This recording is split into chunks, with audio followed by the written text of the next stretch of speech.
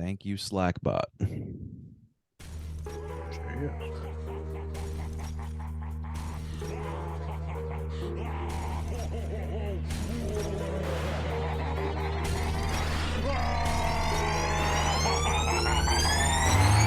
Yeah, we straight chillin', serial killing, pre-cold villains on the mic, got you reeling. 5-star rated from the floor to the ceiling. If you catch a 1-star, no time for feelings. Got a demon DJ on the ones and twos, by the name Beelzebub, so don't get confused. So grab a seat by the fire, roast them all over two, and prepare to hear the legend of the straight chillin' crew. What up, nerds, and welcome to another merry episode of Straight Chilling, the weekly horror movie review show where you chill and we kill, slice, dice, and chop up yet another horror movie. My name's Bob. I'll be your host for the evening. This is episode 402, recorded on Sunday, December 18th, 2022. Tonight, we're talking about the original 1974 Black Christmas. Before we get into it, let me introduce everyone else on the show tonight. First up, calling in from Washington, D.C., we got our boy Randu. How do? Hello? Hello? Hello? It's Pomona! Hello? Randu Hello? Pomona! Elizabeth, hello? How's it going, buddy? Oh, pretty good. I'm excited to revisit this one with you, sir. It's been 8 damn years. So It's been a long time. Obviously, our opinions will have changed vastly, I'm sure. No, identical. Copy paste. Yeah, this ain't different. Last Roll it in.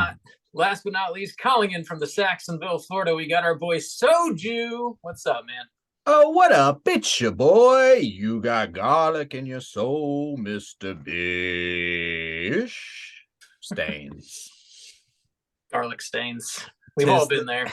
Tis the season, boys. Here we go. Last week of Dies tonight! Christmas. Christmas dies tonight as far as straight chilling is concerned. Christmas dies tonight. Christmas Ah, dies tonight, dies. boys. Well, Dies not true. tonight. We have one Christmas minicast coming up. after You're right. this, You're and right. also one Christmas YouTube. But we'll talk Hey, about whoa, that. hey. I know.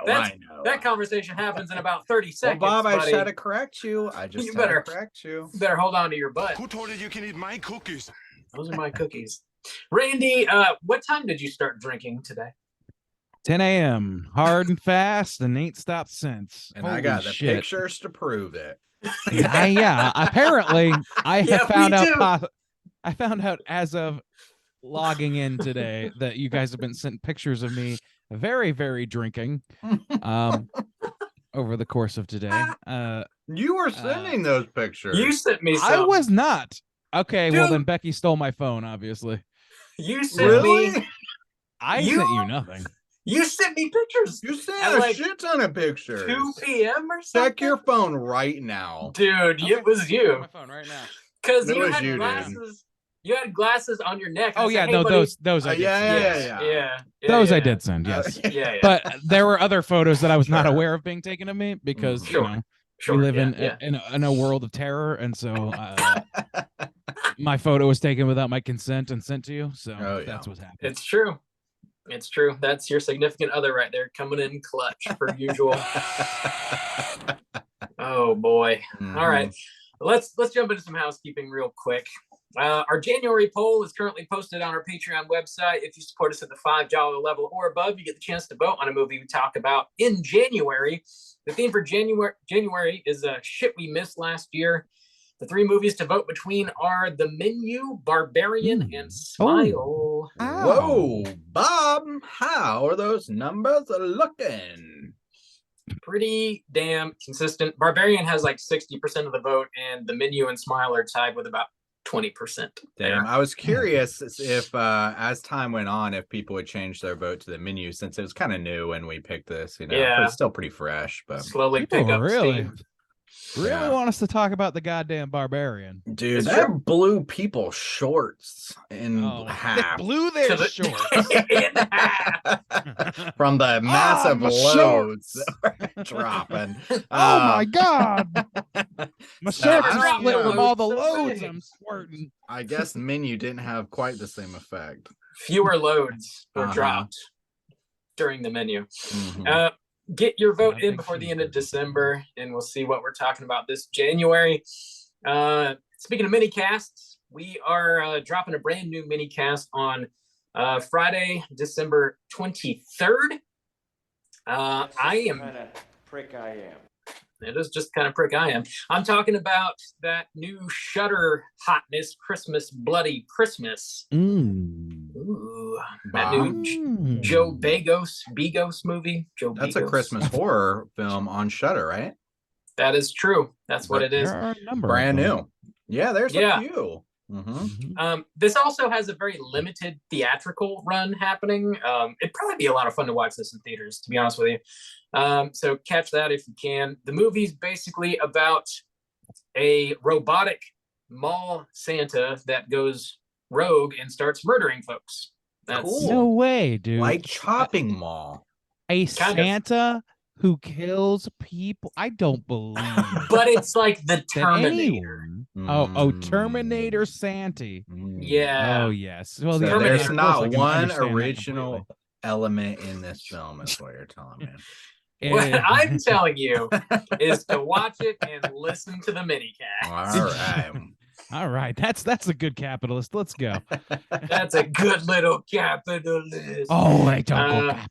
Why Oh, are, I if don't we go were good Oh. capitalists, we'd be sponsored by Shudder by now. What are we doing? We- We'd be Yeah, sponsored by we're- anybody. We're not very good. Really? Good call.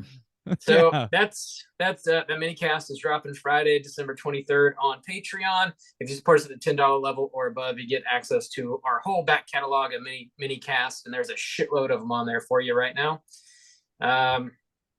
What else do we have going on? Speaking of Fuck Patreon my bullshit, we opened up the You Pick the Flick tier today, and holy Bob, Nikes. I heard there was some shady stuff going on. There was- Shady. There wasn't.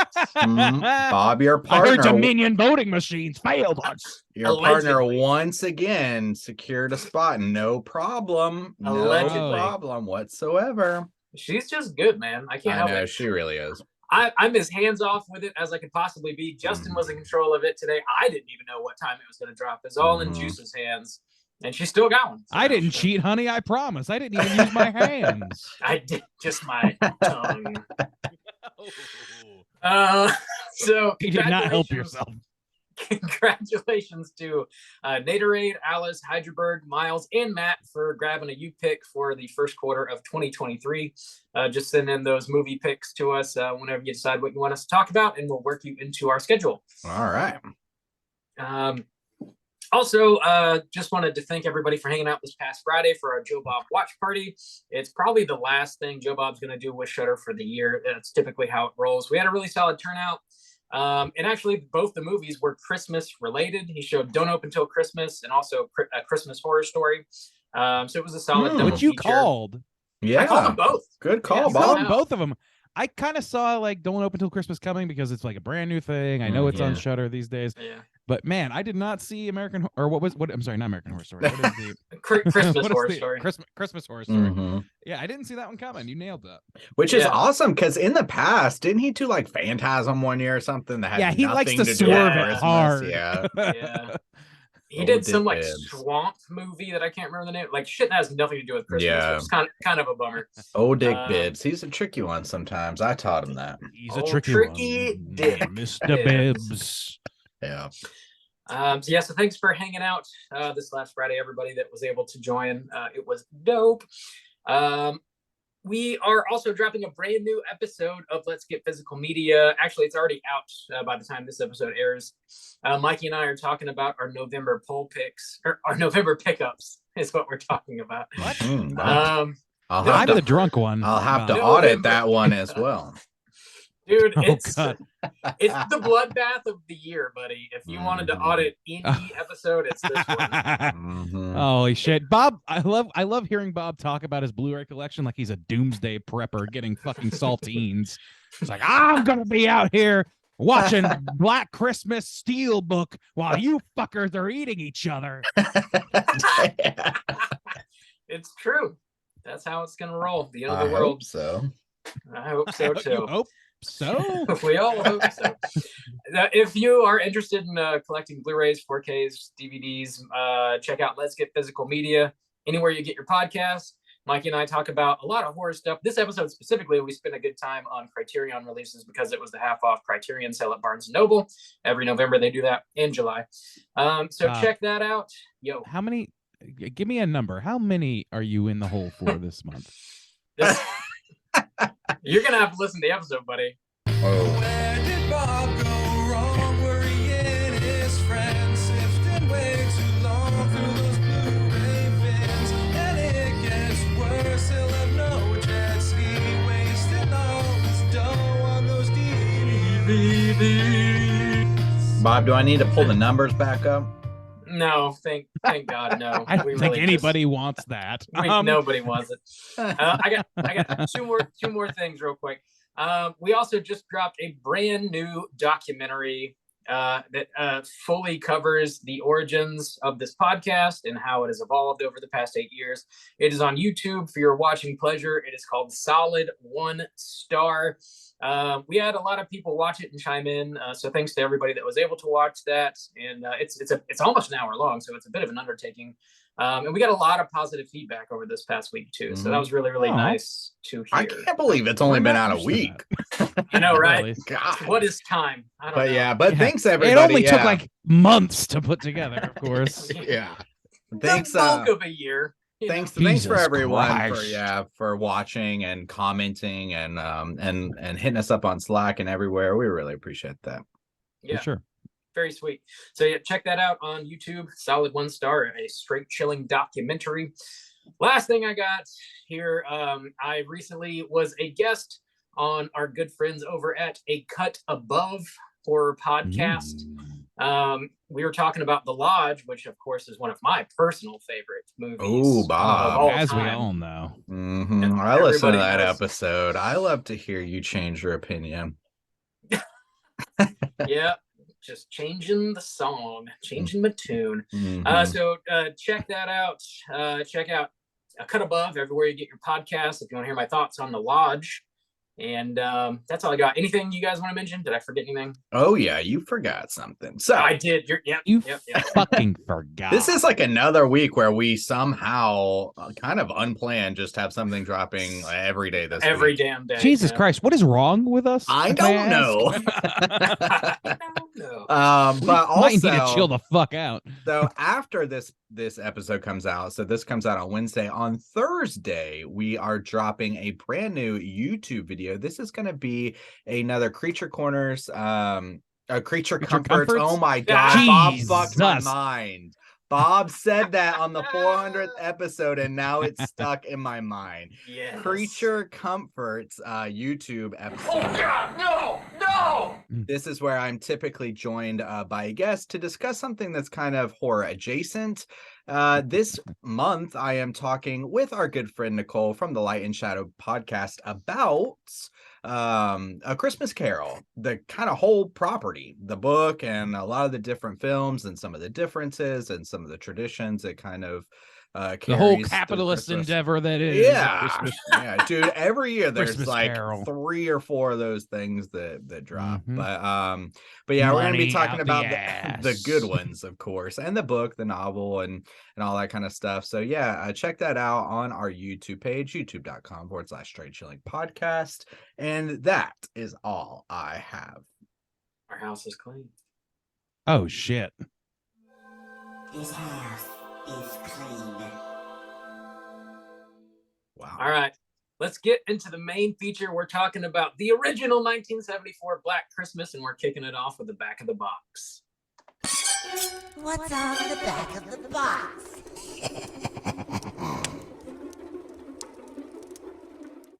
Bob, how many editions of this do you have, and which one are you reading? Yeah. I have two. Screen Only Factory. two, eh? Screen Factory put this out on Blu-ray maybe like 5 years ago. They just put it out on 4K like a week or two ago. So I watched the new 4K. It is extremely squeaky motherfucking clean. I will say, when we talked about this movie for the first time 8 years ago, it was, I think, only on DVD. It was like not a good copy. I think it might have been a VHS rip. It was like, I'm pretty sure one of us like just torrented a terrible copy of it. I think that's what we were talking about 8 years ago. But yeah, I recommend picking this up. The Blu-ray is super easy to find and pretty affordable. The 4K costs a few bucks more. There's definitely a lot more bonus features on the 4K though, if that means anything to you. But it's easy to find if you want to. It's also streaming on Shudder, so you can just watch it on Shudder as well. I feel like this movie's reputation has resurged greatly in the last 8 or more years. I think so. There's been some Sure, remakes. yeah. There was one that Yeah. came out like 2 years ago or something. But yeah, And then people 2006 as well. this Yeah. thing's reputation has certainly come up recently. Oh yeah, for sure. Probably but, yeah, because of we're us, our original. Yeah, It's definitely. because we covered it. Yeah, everybody listened to that very accessible episode. Let's not. You don't have to do that. Which I wanted. Well, we'll get there. So, Black Christmas, 1974, rated R with a runtime of 1 hour and 38 minutes. This was directed by Bob Clark. This was written by Roy Moore. Stars Olivia Hussey, Keira Dullea, Margot Kidder, John motherfucking Saxon is also in this. Some other folks as well. Plot synopsis brought to you by the back of the box is as follows. The college town of Bedford is receiving an unwelcome guest this Christmas. As the residents of sorority house Pi Kappa Sigma prepare for the festive season, a stranger begins to stalk the house. A series of obscene phone calls start to plague the sorority, and it becomes clear that a psychopath has more than merriment on his mind. As the police try to trace the phone calls, they discover that nothing is as it seems during this Black Christmas. Yeah. We've all seen this before. I probably multiple times, I'm sure. Gentlemen, would you recommend people check this out? Randy, why don't you kick us off? Yes, I would. I have seen this film, as you've mentioned, a number of times, and I would say probably at least once every other year. I don't know that I see it annually, but I do make a point to kind of like watch it every so often. And yeah, this is for Christmas viewing, you could do a fuck ton worse. And for slasher viewing, it's kind of necessary for you to sort of get the whole context of where slasher kind of like progenited from. Like, it's not the first slasher by any means. Psycho exists, other films exist, but it is definitely one that sort of like is a large, significant footnote on the road to the 80s slasher boom. So yes, absolute necessary watching for any horror fan, and certainly a pretty good Christmas horror film to check out. Awesome. Juice, what about you? Yeah, so I actually wasn't on the original episode for this. This is one of the earliest episodes that was ever done, and I was not on that. And so I actually didn't watch this until like within the past few years. I'm pretty sure I'm, one of our episodes around Christmas time, you can hear me talk about it and what you've been watching for the first time. And at that time, I watched it with the reputation already kind of growing, especially you guys talked about it a lot. And I watched it for the first time with that kind of going in like, oh, people really like this, which usually kind of lowers like the general, because it doesn't live up to the hype, I was so impressed. I remember watching this for the first time. I was so impressed. I'm not typically a 70s guy. I'm not real big into like films from the 70s. And this is like an old time slasher. And I was just so impressed by it. And since then, I think I've kind of watched it every year since then for Christmas, which hasn't been that many, but I would recommend you check this out. If you're a horror fan, you don't even if you don't like slashers, I think this is a good watch for you. Especially if you watch slashers, definitely check this out. But this is a great watch and very influential, but it just holds up on its own. I feel like this could come out now. It kind of reminded me of House of the Devil, if it had that same kind of look. Yeah, I think somebody could sell it as like it came out now and this is part of the thing. Like I absolutely believe that. So yeah, I definitely recommend that you check this film out for sure. Bob, how about you? Yeah, this is definitely an annual watch for me. I think if you're a horror fan, it's really mandatory viewing. It definitely like helps set the gold standard. It might just be the gold standard for slashers, honestly. It hits all the check marks that you want, and it also doesn't have any of the like real low hanging fruit, like lowbrow shit that some of the movies that came after it that we were trying to copy it definitely were plagued with, and I think help give the general horror genre kind of a bad name. I think this movie's got a lot of class. It was definitely progressive when it came out, and like if it came out today, it would somehow be even more progressive, which is fucking insane. We'll talk about all that as well. Yeah, check it out. You owe it to yourself to watch it, I think. So that sounds like a hearty recommendation across the board from the Straight Chilling crew. All right. All right. We are going to spoil the shit out of this movie, and here comes your warning.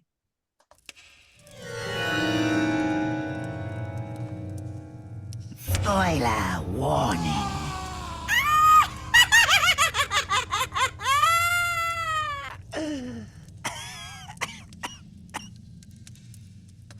This is one of those moments where I really, really miss having Cesar on the show because I want him to read this in like Billy's voice. Yeah. Which would be Well, which one? insane. Like, Exactly. All of them at once. Agnes Miller. Yeah.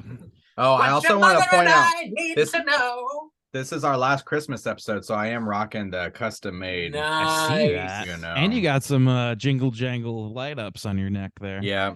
So this is a sweater made by Miss Alice. Thank you again for our 400th, but it's Christmas themed, so I had to watch it or wear it for that. So it is the Bigfoot sweater, of course. Yes. Wearing that Franzoni Yeah, freshness. behind the scenes. I'm also eating Franzoni fruit. what my sister calls Christmas crack, which is just a lot of sugar. Which is just crack. No. Which is just crack sprinkled with some sugar. My sister Others- loves to get people hooked on crack. First cookie's free. Hey, Um, wanna go get some jujubes with me? No. That's nobody code. nobody ever does. I do have the full plot synopsis typed up. Give it to me, Bob. Pop it on me. Here we go. An unseen assailant climbs up the trellis of a sorority house and enters the attic. The girls inside are having a wonderful Christmas party and receive an obscene phone call where they all listen in. The caller moans, howls, and threatens them in various voices. Whereupon the alcoholic house mother, Miss Mac, returns home and the girls gift her a negligee for Christmas. One of the girls, Claire, goes upstairs to pack and is suffocated with a plastic dress bag by the assailant. She's then taken up into the attic and placed in a rocking chair by the window. The following morning, Claire's father arrives to pick her up but can't find her. He meets Miss Mac at the sorority house and they look for her. Later that day, another sorority girl, Jess, meets her boyfriend Peter at the conservatory and tells him she's pregnant and plans on getting an abortion. He reacts poorly and says she can't. Mr. Harrison then goes to the police and reports Claire missing. They don't take him seriously until later that night. Claire's boyfriend storms the station and demands action be taken. The police also find out a high school girl has gone missing. The police and several locals then go looking for the missing girls in the park, while Miss Mac discovers Claire's body in the attic. The killer dispatches Miss Mac with a giant hook. Jess receives another scary phone call and files a report with the police, who decide to tap her phone so they can trace the call. Peter then proposes to Jess, and she says no. This angers him even more. A drunken Barb wakes up in the middle of the night in fright. She tells Jess she dreamed there was a man in her room. Jess puts her back to bed and goes outside to listen to some carolers. The killer sneaks into Barb's room and stabs her with a glass unicorn. Jess receives another lewd phone call, but it wasn't quite long enough for the police to trace. The caller said things Peter had said earlier that night. Jess and Phil lock every door and window in the house. Phil goes to check on Barb and is killed off screen. Jess gets one final call long enough to be traced. The sergeant warns her that the calls are coming from inside the house instead of leaving. Shit.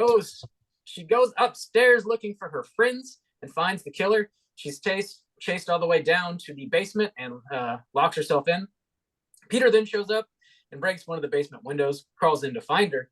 He asks what's wrong. As the camera cuts, the police then enter into the basement and find Jess holding a dead Peter. She killed him, and we are to believe he has been the killer all along. The cops leave Jess tucked in bed, all alone in the sorority house, as we then hear the phone ringing yet again, leaving Jess's fate undetermined. Roll them credits, boys. Oh God, roll them credits. Well, there's a little bit more too, not just the phone ringing, but old boss is still up in the attic. they do, yeah. Somebody Yeah, closes the he attic is, yeah. door. We do see Yeah. that. Well, and he's whispering about Agnes and shit. Yeah. Yeah. There's Yeah, off the killer's camera, on the but yes. for sure. Yeah. I think this movie does a hell of a lot to present Peter as a gigantic red herring. Oh my God, and a And- gaping asshole. In a massive fucking One might call him a asshole. cooter, but we'll get to that. Yeah, One will that's for call another. him a That's good- another conversation entirely. coming in about an hour. But I don't think we ever really see the killer on screen. I mean, we see like his eyeball and stuff, but like I don't think he's one of the characters walking around like chatting. I don't with think anybody. so. Mm-mm. That's one of the Yeah. interesting things about this movie is that Pretty you cool. have this unseen killer that is absolutely without resolution. And so you think about this movie and then the obvious outcropping that is Halloween in Mhm. 1978 and how that sort of like while you do know who the killer is, you don't know what happens to him at the end of that film.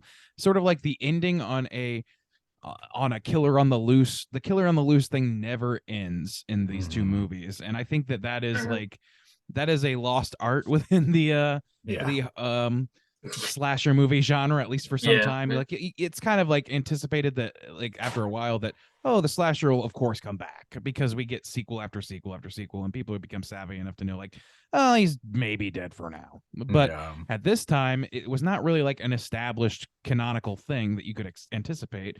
And so what they left you with is like just totally unsatisfying and terrifying ending that is, you know, all of these things have not ended and we don't know what happens next. You just gotta hope for the best.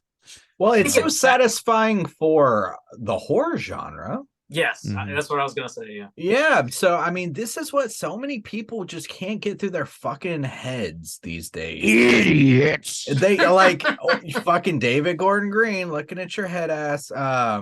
But You're Your great head and your at- ass. you know, imagine the whole and fucking Rob Zombie head ass. Imagine a prequel movie about Billy and what I don't- happens with Agnes and all this shit. You know It's what? like, no, You don't have to imagine that actually, because they Oh, made it God, in does it? 2006. Yeah. Oh no! In 2006, they go to great length to rationalize everything that you Oh, hear off screen in this no. movie. And So here's the thing, Bob. I'm sorry, Bob. Are you going to say something about that? well, just a bit of trivia. So, because like I agree with you that the 2006 remake is not great because they explain the origins of Billy and like who Agnes is and like his childhood and stuff. But like to defend that a bit, so like Bob Clark, when he made this movie, he had that entire backstory written out for Billy. It's not in the movie, but it definitely informs the I'm shit sorry. that he Okay. says on the phone. I do have a calls. question about that. Then the Okay. yellow kid is So, I in don't his think- notes. I doubt that jaundice was in his notes, but Okay, like thank you for that. At like, least the backstory of Billy, as far as I can recall it, is like his parents abused him, like kept him in the attic, and then he went nuts and like killed his parents, tried to kill his sister Agnes, but she got away.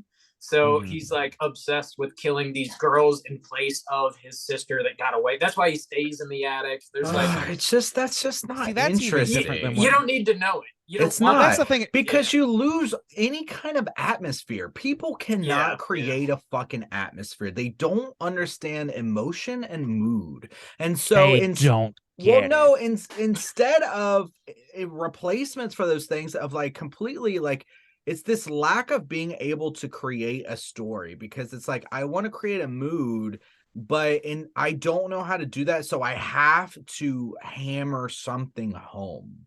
You know, like I have to give you the gore, I have to give you as much like backstory as possible because they're just it just to me, it's just this huge red flag for an incapable storyteller is Yeah, what it I comes love down that- to. I love that Bob Clark wrote that, but like knew he didn't need to show it to make the movie effective or Exactly. terrifying. People do that all the time where Yeah, you'll see a writer's notes where it's like, so they understand the tons of backstory. motivations of why somebody would do that, but it doesn't There's have to character do with their Bibles. story. Yeah. Yeah. Like, no, I totally agree, but I do want to also like on a very, very loosely defend the 2006 version, because while it did sort of like it expounded on all that stuff, it took all those notes and made them canonical and did all that stuff that I don't think is necessary and I thought was really dumb on some level. But what's clear about that version of this movie is that they love the fuck out of Black Christmas 1974. They love it. And they really try, like, they're rationalizing it because at that time there was not a propensity to lean into ambiguity. You know, in that time we were looking at Saws where everything was about like everything has to click at the end. Everything has to, whether if it's a twist or not, it has to click at least at the end. And yeah, unlike, so like we were like, it's supposed to be this thing where you find out like everything is recontextualized by the things you learn throughout the movie. But the thing is, it doesn't, the things that are being used to recontextualize are so bombastic in that version, and they go a lot further than I think what Rob's describing as Bob Clark's original. No, I'm sure they do. Like They- it's definitely further than what you just described. Anyway, There's also a little bit more trivia here. So in just before, I think it was like 2005, Bob Clark was writing a sequel to this movie that he planned on directing, and then he passed away in a terrible car accident. And then they ended up doing a bit of a remake. So unfortunately, we never got to see what he would have done with a sequel.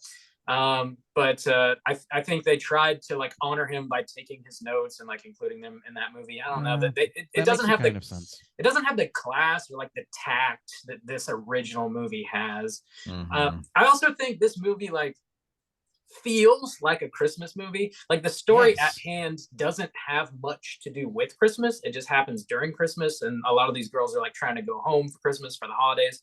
But like it feels like a fucking Christmas movie. And like it's like shot on film, obviously 1974, and like the way the like Christmas lights glow, like it's got this really warm, wholesome, like family feeling to it. But just these terrible things are happening. I think it's like a very like Vaseline lens situation almost throughout the movie. It feels like his other like absolute all-time classic Christmas movie, A Christmas Story. Like they look very similar in that way. It's I don't know. I love that it feels like a Christmas movie, even though it doesn't have a whole lot to do with Christmas. Well, that's absolutely. And like that, there's a lot of Christmas movies that like, especially like we're in the age of like Die Hard's a Christmas movie. This is a Christmas movie, Sneaky Christmas, all those things where everybody's sort of like either like trying to elevate the latest Christmas, like explicitly Christmas film as like a Christmas classic, or they're trying to elevate an existing classic as a Christmas movie. And you know, with enough pressing it becomes a Christmas movie, whether or not it is or was intended to be. This movie is absolutely intended to be a Christmas movie. You can tell from like, and the remake is kind of in the same vein where it's like you like every banister is strung with garland and lights. Every fucking shot you get, every plot point, at least in this one, seems to center around primarily either like there's a lot of plot points that center around it being Christmas, it being snowy, it being all of those seasonal things that you can expect. And that's more than you get from most Christmas horror, where the most you get is just like around Santa lore, or like around lore that exists for Christmas, not around Christmas seasonal stuff necessarily. Well, that's stuff we recognize as being Christmas centric. Well, that's why it works for me in a lot of ways too, because it really just plays with the like it's a part of the setting, and that it doesn't necessarily drive the plot of, you know, like you said, this guy's dressed up like a Santa, or you know, he's pretending to be Santa or whatever. It's just like some people are gone for the holidays.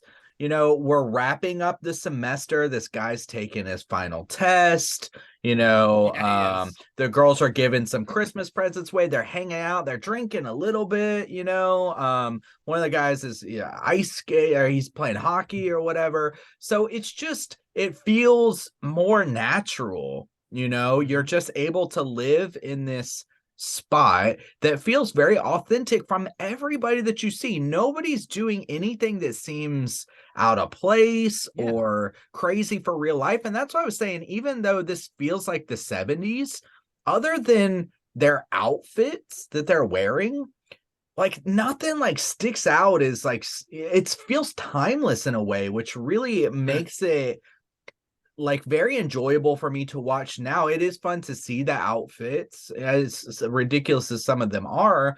But like as far as just day-to-day life, hey, I'm meeting my daughter here. The semester's wrapping up. I'm taking a test, we're having a Christmas party. Here's a gift for our landlady or whatever.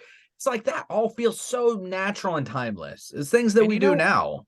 Absolutely. And the reason is that like you have these like situations where everything that happens in this movie is an outcropping of the Christmas season or the end of the holiday or whatever, or I'm sorry, the beginning of the holiday season and the end of classes and all those things. They're all a byproduct of the Christmas season without depending on Christmas lore of any kind. And that is a key difference that you don't actually get a lot of in any other Christmas horror movies. A lot of them, most of them, all of them maybe for the most part, seem to center around some sort of Christmas lore, so that they can justify calling it a Christmas movie. This movie does not have to do that, and still feels more like Christmas than almost any other Christmas horror movie because it doesn't go there. It doesn't have to go to the lore section to really make you feel like you're in a Christmas season, because for the most part, those things are elevated, like whimsical storytelling themselves. You have to work to subvert that rather than trying to like introduce and subvert something. They just say, hey, it's the holiday season, a lot of shit's going on, you're gonna have a lot of Christmas visuals, because that's what happens at Christmas. People put up shit on their banisters, people, roads closed because of weather conditions, shit like that happens. And then some people are depressed, some people, all those things, they are not things that are dependent on lore. They are just things that happen around that time of the year. I like it. I love the interplay with the girls and the house mother in this movie. They do a pretty good job with like Mrs. Matt Cake's ass. I literally have a note that says Mrs. Matt Cake's ass. Mrs. Mac, I would hang out with Mrs. Mac every fucking day. I'd hang out with her, but she's a full-blown drunk, which is she's out of her fucking mind, and that's what's she's insane. That's okay. I like that. Like all these characters feel like fleshed out and not just like archetypes, and they're also not just like idiots.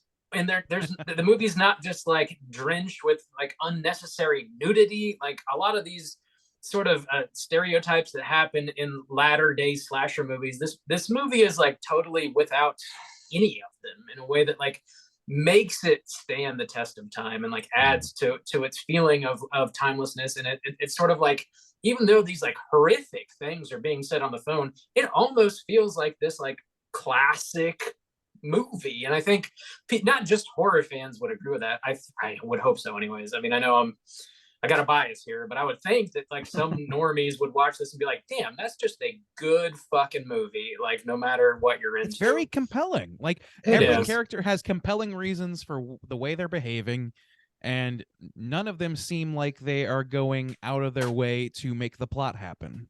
That is very, very fucking admirable in any horror or any other movie. Otherwise, that is just good writing, period.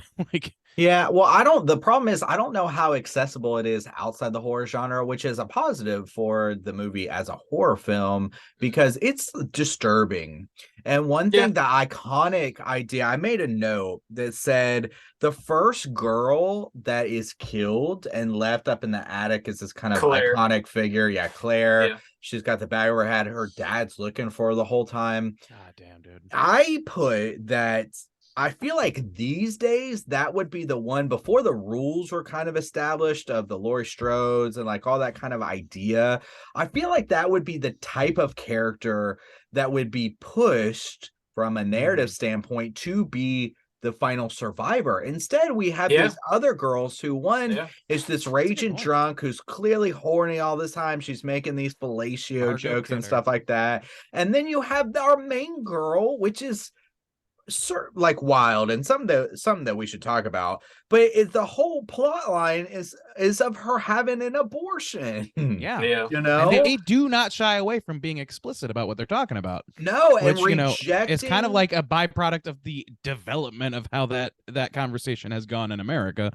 like Yeah. that we feel that it should be taboo now, even though it shouldn't be ever, really. But Yeah, and Yeah. rejecting her boyfriends, like that whole thing of like, no, I'll marry you, and like, oh, I'm gonna leave this thing, and like that's the plot line, and that's the girl who survives. That's bold and Mhm. something that, you know, it might be like try hard to do it today, like they might push it in a way to like that is the focus, but that's what's so good about this movie. It's that's not the focus. It's literally just a regular thing that people are doing. it's a regular thing that Yeah. becomes Just a her red life. herring for the way the movie ends. Yeah, Yeah, it's for so Kind of sure. like good. Yeah, it's very Just- smart, and they do not make a stand on it really. Besides portraying Peter as a petulant child, which he definitely is. Yeah. Mhm. But that is to the effect of having a like significantly believable red herring Yeah. that leaves our character in the lurch in the end, essentially. And like Mm. that's fucking great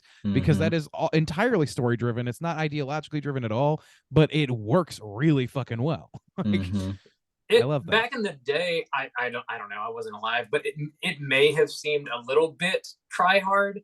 Mm. Roe v. Wade was passed in 73. This came out in 74, so it was extremely topical at the time, I'm sure. Okay. And like certainly progressive to be that blunt about it in a movie that came out in 1974, I would assume. But I think it does a lot to like add to the strength of these female characters and like their individuality, and like Peter like bending the knee and just like literally telling Jess that she cannot have an Yeah. abortion because Without she his did not permission. ask him. Yeah, like Mhm. fuck that piece of shit. It's insane to hear that kind of talk, but then you think about But like it's- present day, But it's when Roe also v. Wade very got it's not fucking surprising. overturned. It's Like- it's like it's not so surprising. Like the way No, the way yeah, that I he's mean, acting isn't he's doesn't feel acting out of no, place. it's like the it's very Supreme in Court. place. It's just like Yeah, it doesn't it's it lacks the in place. context we have decades later. Sure. Is what the Sure, reality yeah. is. And the thing is, like, I don't know that your entire like I none of us were there, so I don't think that we have any authority to say so. But Yeah. it's my understanding that abortion as a political hot button issue really took off in like the 80s. After like before that, like it was not quite as contentious, and it certainly wasn't divided quite so cleanly along party lines.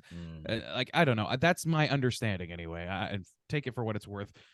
I think that like whatever like this movie does, like I don't think this movie is trying to be topical in No, in it any It doesn't way. feel that It way. doesn't So, like, feel yeah. like it is. Yeah. No, right. yeah. And which is not necessarily a ding on it or a plus, but it works really well for this movie because Mhm. it creates the perfect storm that allows our heroine to be left basically in the clutches of the villain at the end of the movie without any true resolution as to whether or not Mhm. she escapes or gets killed, whatever.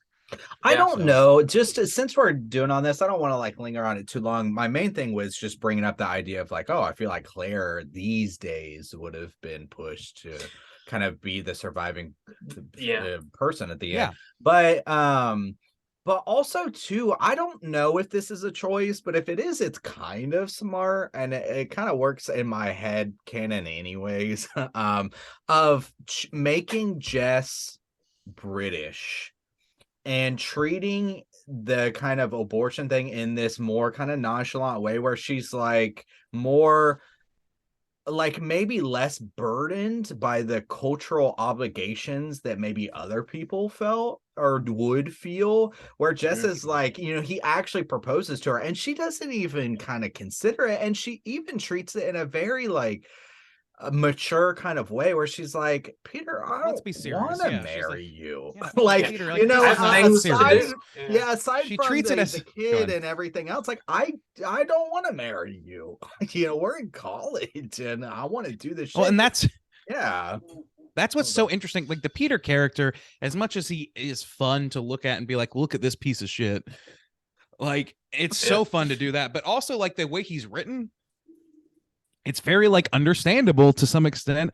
his mindset. Like he doesn't Sure. seem that different from any dude you might pass on the street who like Mm. today who feels entitled to tell like his girlfriend, like, you know what, things didn't work out for me at the conservatory, so you know what, I'm getting married instead, and you're Yeah. gonna be the wife, and you're gonna stay home barefoot and pregnant, period. You're my plan B. Yeah, Congratulations. exactly. Like he doesn't Fuck have outta anything else here. going, and all of her plans go out the wayside. And she's like, "You can't expect me to put all of my entire life on hold to just support you in what you think is or in your failures." Basically, yeah. that was never in my plan. I don't know. I love that about this movie is she is self-possessed without being like without it being such a major. It's not a boss bitch moment. You know what Yeah, I mean? yeah, doesn't, yeah. It doesn't have the Yeah. It's the not like corporate snappy. tang to pop, it. pop, It's not Yeah. winking at you when it happens. Yeah. Right, which you It know, just feels granted, like a regular person. every movie that Yeah. every movie that happens in now could very well be not trying to do that, but just because it's made now and because we assume the creator knows a certain amount of things about hot button issues, that is what's happening, that they're trying like Could that be. they're like giving us a good solid like, here's the thing you should think about this. And this movie doesn't do that. It doesn't like give you the luxury of that. It only tells you what you need to know to Mhm. understand that at the ending, Peter is a red herring that Mhm. is taken as the killer. Period. Mhm. Yeah. Mhm. That's it. Maybe if he makes the wasn't such a piece audience- of shit, she it- wouldn't have killed him. Maybe. Well, no, it Maybe. works so effective. Maybe. It works so effective because it affects the audience's mind. When you're down in the basement with your survivor, that's the Yeah. whole kind of point of horror, is to have you have this kind of cathartic experience in a lot of ways where you're down there. What if I was down there? What if I was a survivor? And here comes old Peter, okay? Old Peter breaking into the basement. Well, then you have the Yeah. choice. You know, I have been chased down here. You followed with her. You're feeling the suspense of what would you do? You know, would you let your guard down and be like, "Yeah, Peter, what's up? Let's get the fuck out of here." Peter. Or would you keep your guard up and swing at that motherfucker as soon as any little bit of thing seems out of place? And even the choice not to kind of show how it all goes down is pretty smart. You know, I like because that, yeah. You don't really know, like, was It there doesn't some kind matter. of struggle? Did she like get too close in just 1 second? And she was like, "Fuck this! Like, I'm not taking my chance." Mhm. You Maybe have she no aggressed idea. him. We don't You know. have, Yeah. maybe Maybe. she was like, "This is my chance to Just take out of this bitch terror. out." Yeah. Like what? Like Yeah, tell we've seen that in me, other oh, movies yeah. where like a hero like will think that the person coming around the corner is the killer or the person wanting to hurt them, and then they accidentally kill somebody Sure. that they absolutely did not want to kill, Yeah. and Yeah. it becomes a plot point in that way. We don't even get the luxury of knowing that that's what happened. This And it's movie is great. all about the facts. You Yeah. know, like Yeah. it's really refreshing on some level.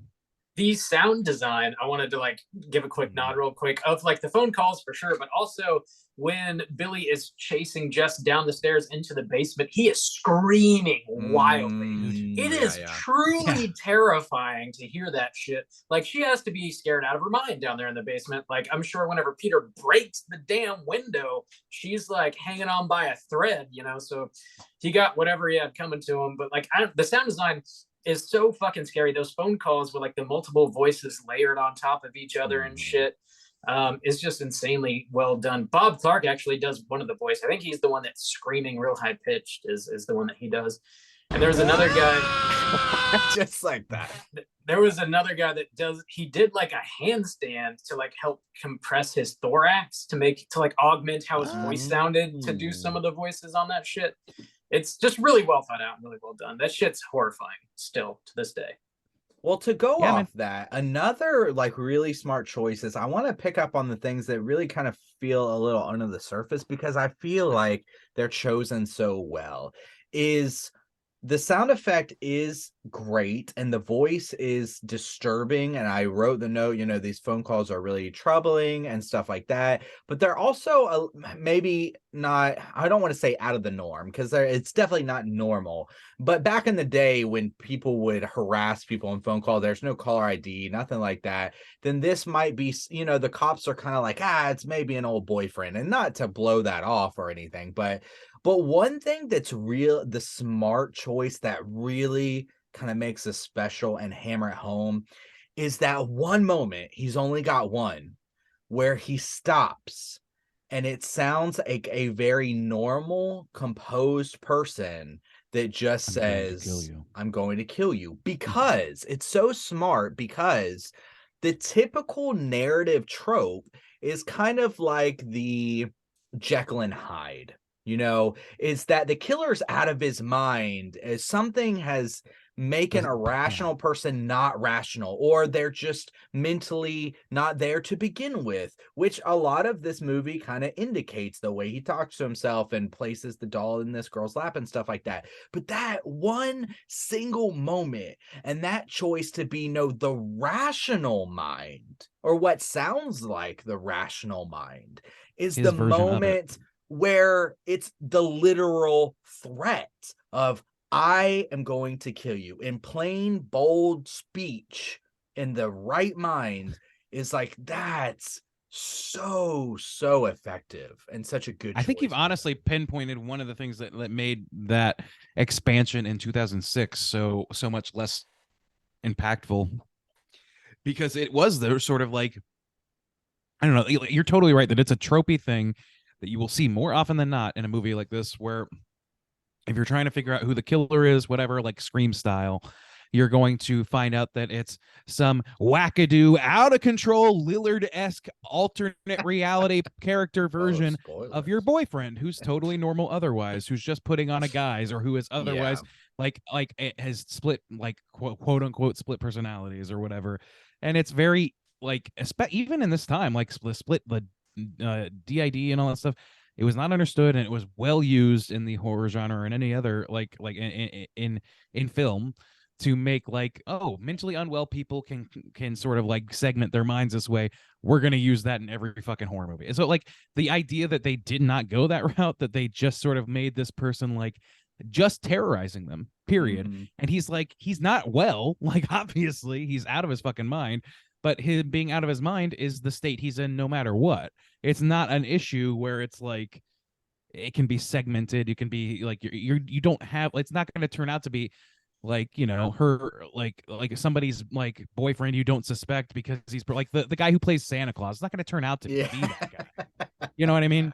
Because he's just like, oh, I hate doing this, blah, blah, blah. And he's like acting like a plotting idiot. And then he's going to turn out to be like, mastermind. I planned this whole thing. Like mad scientist level. No, none of that shit. This is just a creepy motherfucker who is calling them and trying to scare them and then killing them. It just works really well. So yeah, I'm basically, long story short, I agree. Well, and that kind of builds off of the kind of deeper horror of this too, which is a more kind of realistic horror of, a lot of times when you're playing a horror movie for entertainment and you're doing that kind of Scream thing, I even said when Scream 5 came out, I'm trying to guess who's that? It's part of this thing. But the honest truth is, this guy just sneaks into this house, and there's no resolution at the end. And then there's another movie, this that came out that I'm going to talk about and what you've been watching, that's just about this, this killer, or this death that has happened where there's no resolution for a long time, where people go forever not knowing, who's been killed and who did it. Are they dead or whatever? And that's definitely more kind of realistic, not, your best friend's girlfriend is spiteful and now she's plotting this thing. No, it's like, this dude's fucking crazy, but there's still some semblance of a human being there. It's not just like this inhumane monster that they're creating, I don't know. It just, he's not so tropey as to seem like a creation of Hollywood. Yeah. He's crazy but still seems like a normal, like a human level of crazy, not a superhuman Hollywood level of crazy. Yeah, see, this doesn't make sense? Well, I think all the pieces that we're pulling together here kind of get me to this conclusion where it doesn't feel necessarily like entertainment. It feels like a true kind of story, this glimpse of story where like these pieces aren't necessarily like they do entertain, but it's not like let's push this political agenda, let's give the audience this experience, it's just like it's just well crafted. It's the you don't see the strings. Yeah. It's I That's don't so know. true. It's I good. yeah, no, I totally agree. I think we like let's get into the nitty gritty because there's quite a bit of that, right? Like, like talking about individual characters. Oh, Bob wants we to land the plane, I vaguely think. referenced Miss Mac. Oh, Yeah. Is that where you were going, Rob? No, we got a few minutes. Yeah, let's talk about Miss okay, Mac. okay, yeah. Oh, I'm sorry. I didn't know you were trying to move us on. You're Okay. good. He just had that Okay. look in his eye, like I gotta, Like, I you better gotta shut the fuck do up. something. Shut the fuck A up. few Rob. minutes. A few minutes. Okay. No, Miss yeah, Mac, Mrs. yeah. Mac is like the fucking like. There's like you were saying earlier, like all these characters seem really fleshed out. Mrs. Mac is my fucking favorite. She is just dealing with these like sourpuss motherfucking assholes who live in the sorority house, and just like dealing with their problems constantly. Is not happy with like her romantic situation or anything like that. So she hides alcohol in the most like absurd places throughout the Hey. house. B is for booze. That makes perfect sense to me. Okay.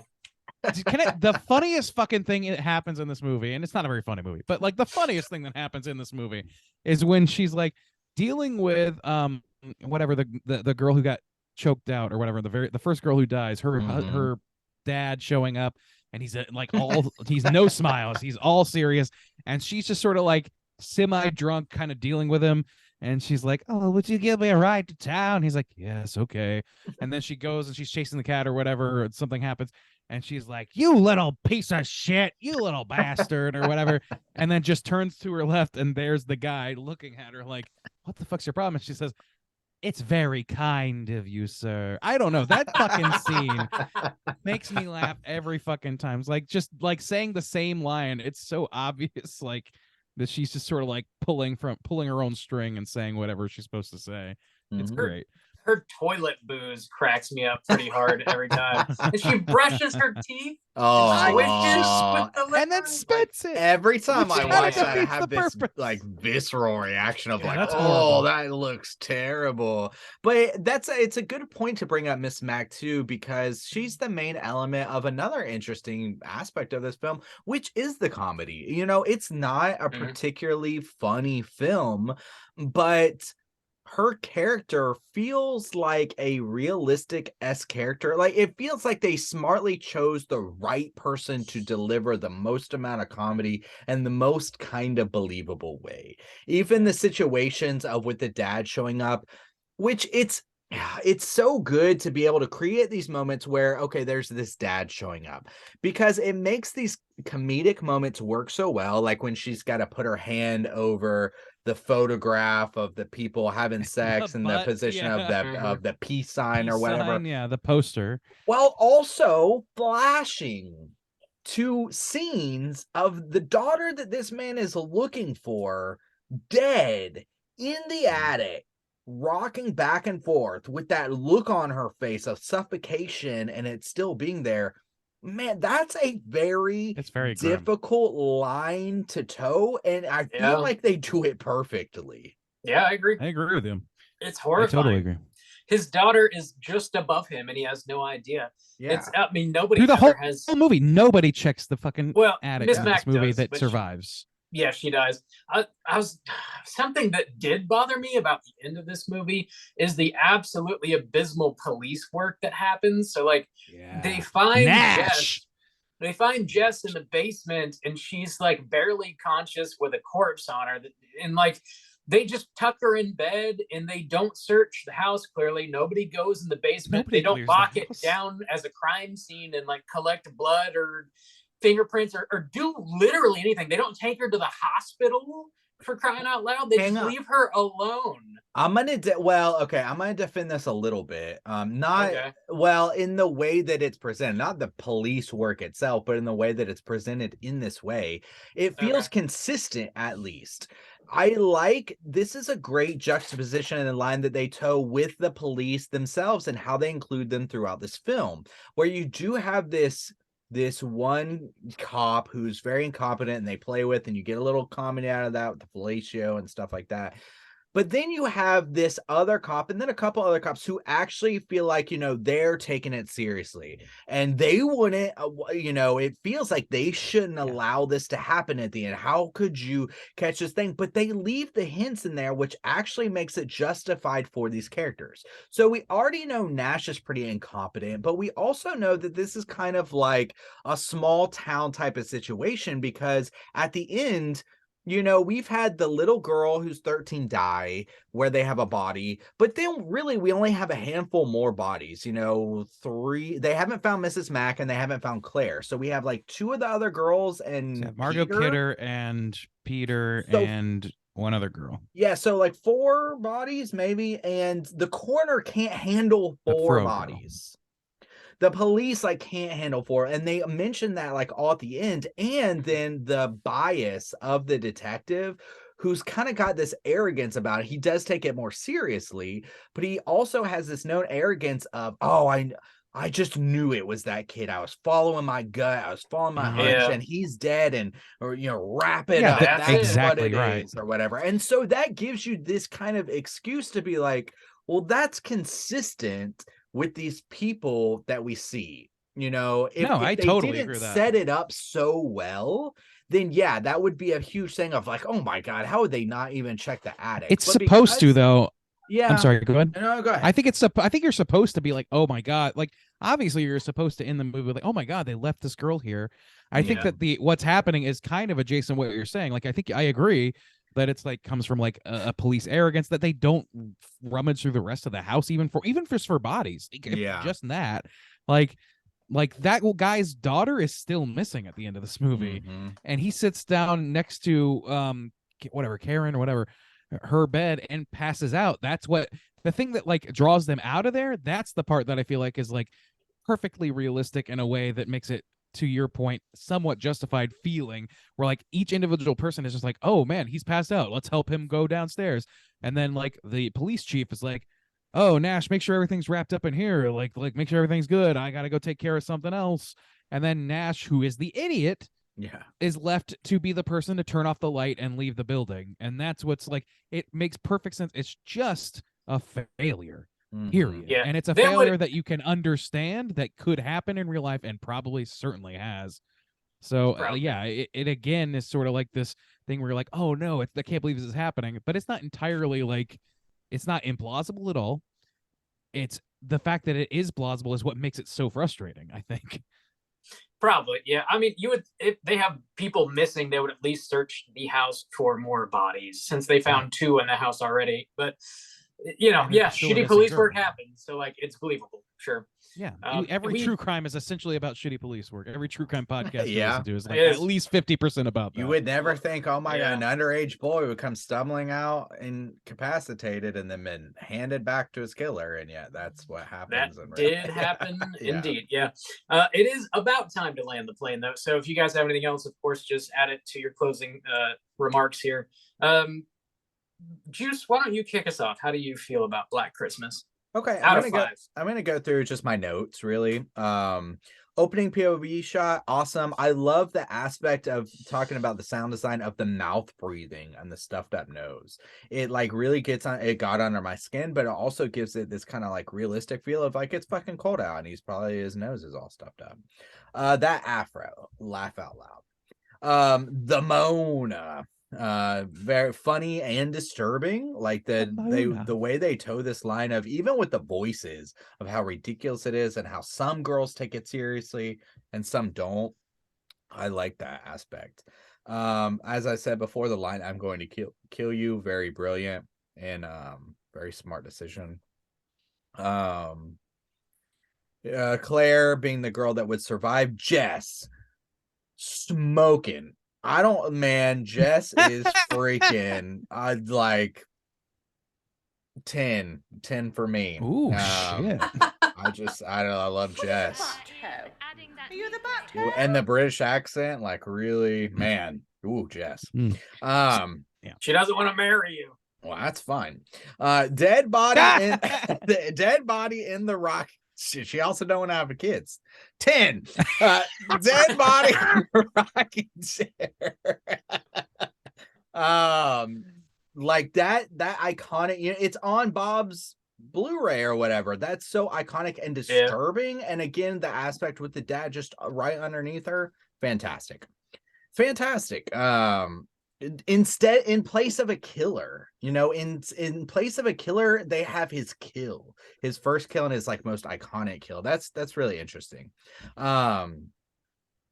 Oh, I did say this one thing about Jess. Now, Peter Cooter, fuck him 100%, but she probably should have waited to tell him until after his fucking test. Like, it's like 12 hours. Like, wait 12 hours. I know that this is a big pressing thing. I understand it, but like, I think she was about to leave, but well, maybe, yeah. maybe it's a phone call, but maybe it's not. I don't know. Just like she even says, like, I thought about not telling you. It's like, wait 12 hours. Yeah.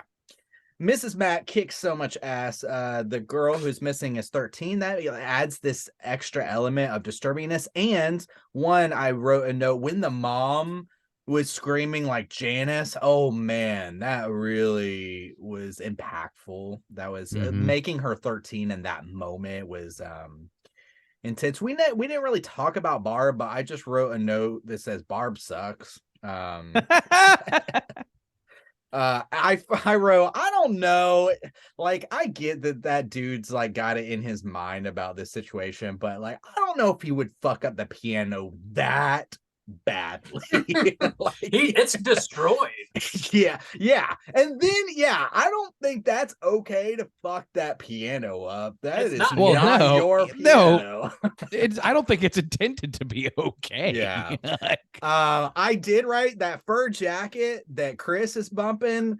Fire. I love it. I love that jacket. I need that jacket.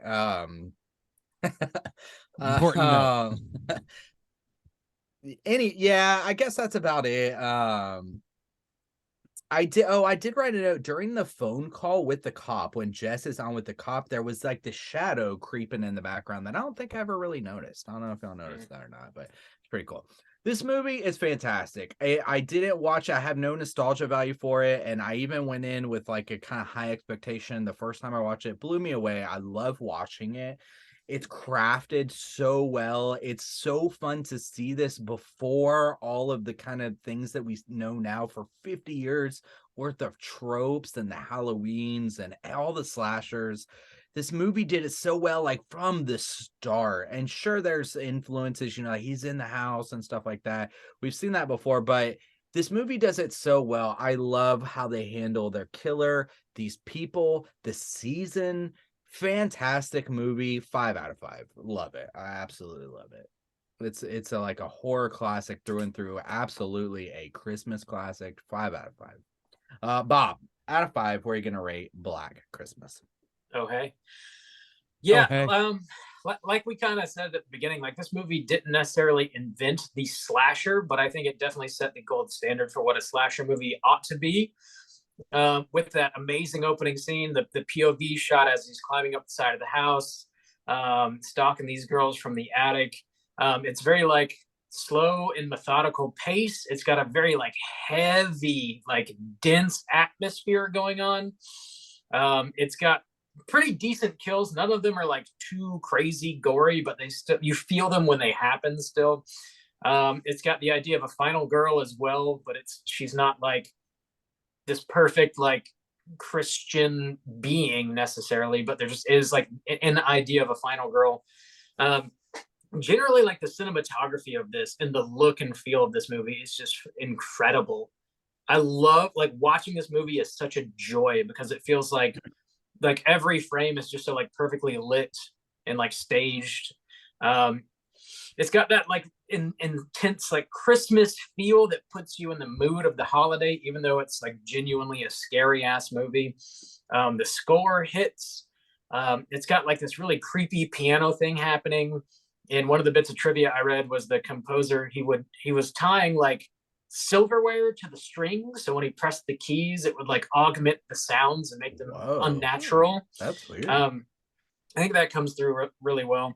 All the characters are like well thought out. They all have like, they're like actual people. They're not just like sketches that are there to be red shirts or for just unnecessary nudity. They're all just real people, and you feel that. It doesn't feel forced. You're just like watching these girls have a Christmas party, you know. I think it's a pretty like feminist movie, definitely of its day, and certainly now with the like very upfront discussion of abortion and like the freedom to choose to do that with your own body if that's what you want to do. Miss Mac is hilarious. She's like the perfect amount of like comedic relief throughout the movie, which I think you desperately need, because outside of her, this movie is fucking heavy and dark. I think you definitely need her in this movie. Nash, baby, against the world. She's fucking hilarious. When she pulls that toilet booze out, dude, I fucking lose it every time. The extremely ambiguous killer is scary as shit. His voices, the way he screams, is fucking terrifying. That one eyeball that you see in the crack of the door is horrifying. It's enough. His you don't figure need with the hook, man. Yeah, holding the hook. Yeah, it's fucking terrifying. It's good. Yeah, it is. It's an annual watch for me. It's mandatory viewing if you're a horror fan. It's a 5 out of 5. No complaints. Randy, how do you feel? Not too dissimilar. I think that I don't know. I think that this movie sort of elevates itself through its just sort of like laying out of the facts without being overly verbally expository. It tells you who these characters are. You get a good sense of them. You don't have to have too many people saying like, "Oh, you're such a good girl. When are you ever gonna break loose?" or any of that kind of shit that like you would get in a lot of movies. I kind of feel like, and I say this as somebody who is a self-professed not a Giallo fan, I feel like this is sort of the missing link between Giallo and slasher in America's. Like it really feels that way to me because there's a quietness to this movie that you don't really get in a lot of slashers, at least not once their heyday hit.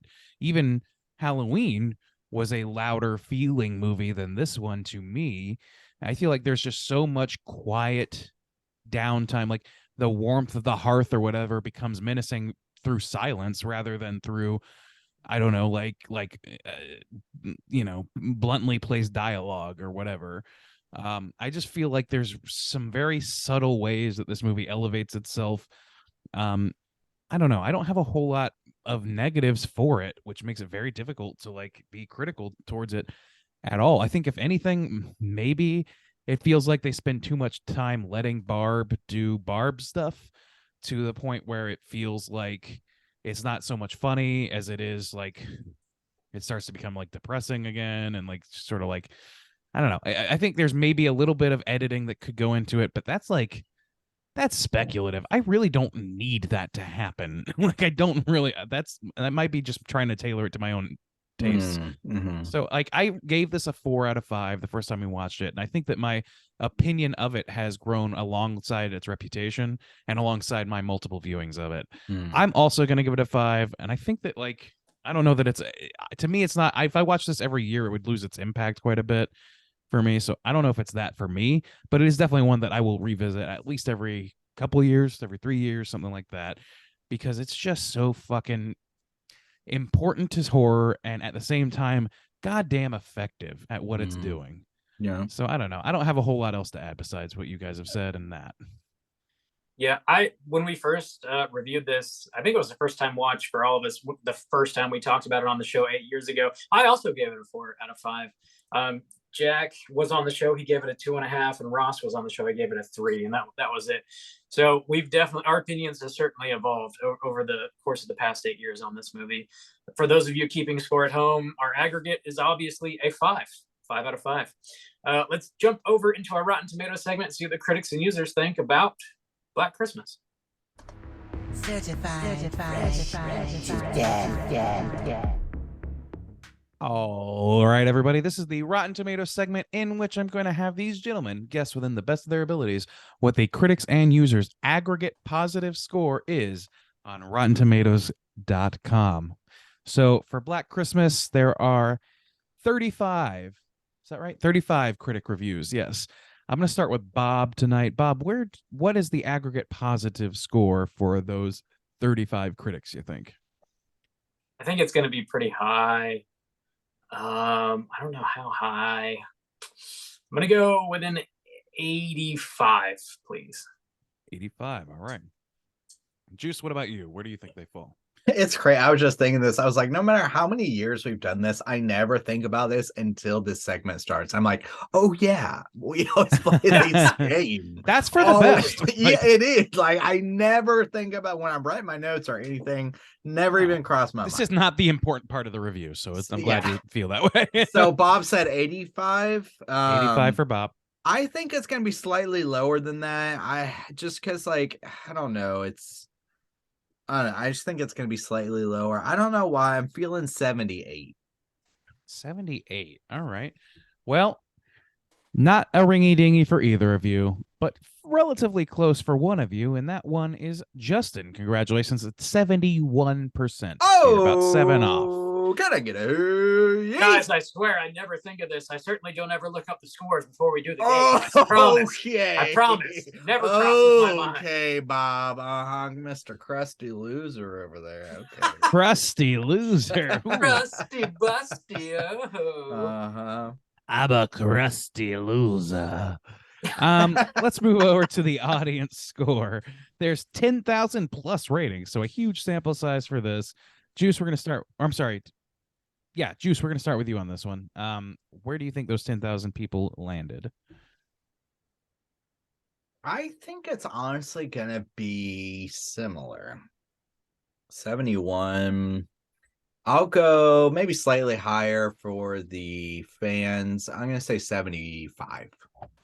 75. All right, Bob, how about you? I'm going to go higher with Okay. a 78, please. Higher and higher. All right, 78. Well, we do, in fact, have a ringy dingy on this one.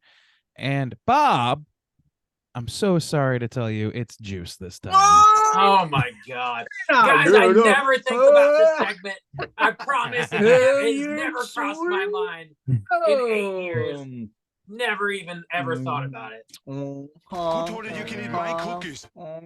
Bob. Those Got a are little my cookies. chapped ass over there, huh, Oh. Mr. Krusty Loser? Oh, so crusty It's not gross. chapped unless we butthole get over new there, don't you? patrons. All right. True. Critics' consensus reads as follows. The rare slasher with enough intelligence to wind up the tension between bloody outbursts, Black Christmas offers fiendishly enjoyable holiday viewing for genre fans. I think that's putting it lightly, honestly. And, I think those scores are, like, shockingly low to me. Well, my Just life, saying. like when I was thinking about it, we're seeing a kind of resurgence now.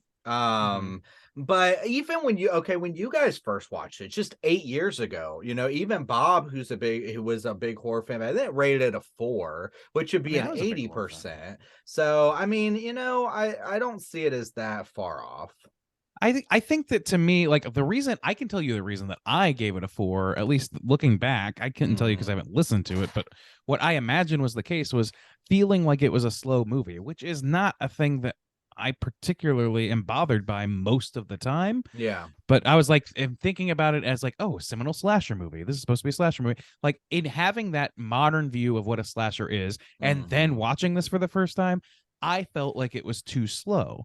But that's Yeah. not really the case because this movie it's establishing those sort of rules. And I don't think that I don't even think that breaking those rules would be a bad thing to me. Looking at it now, it's preferable than like like as much as I like the Jason Lives of the world and things like that, like those are an entirely different breed. Those are movies I watch to laugh at, not to feel troubled by. And that's Well- what Black Christmas accomplishes for me. Also, this movie, the biggest thing is it's subtle, which doesn't necessarily like blow fucking box offices. It's even for a horror film, its spectacle is like pretty minimal, even the deaths that we get and stuff like that. So it's subtle and it feels refreshing today.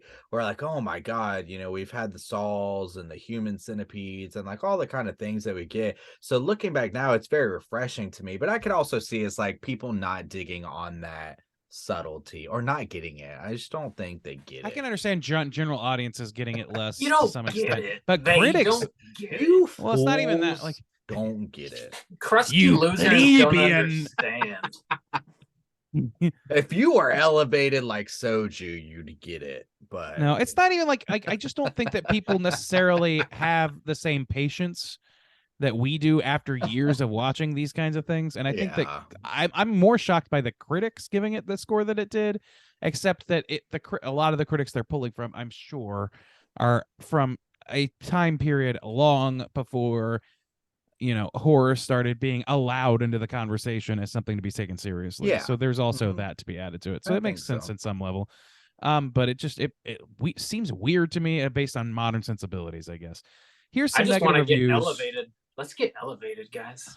You guys want to get Roll a elevated? I fan got up. some I'll shit. get elevated with you, dog. Oh, I'll elevate it. Oh yeah. Oh, All right. God. Here, let's read some negative reviews and see what these idiots have to say. If nothing else, Black Christmas will always be remembered as the inferior older brother to Clark's other Christmas flick, the Tito of the Jackson clan. Oh my What? God. What? They're trying to make a comparison to the Jackson 5, in which Tito is considered the laughingstock, I assume. Oh Um, my God. That's terrible. What if That's we just so- started flying, dog? What if we just got elevated, bro? You know what I'm saying? Only Marion Waldman as the house mother comes across with any life. Well, What? I don't think not that's even true, close but to I true. do approve of the praise for her. Even with the very minimal kind of storylines and dialogue that we get, I felt like each girl was so distinct, but in a very natural way. Yeah. It wasn't Yeah. like Hausu where it's like, this is the one who eats and this is the Oh, one who yeah, does it's kung not like- fu. They're not like characters on a character select screen. Yeah, exactly. They just kind of have their own deal. Yeah, they're just distinct in their own right as people. Yeah, I agree. but Hausu So these also people are kicks fools, ass. and that's the end of Rotten Tomatoes. Tight. We Look have beneath me. a decent pile of trivia, so let's go ahead and jump on into it. Let's do All right. it. It's totally time for trivia.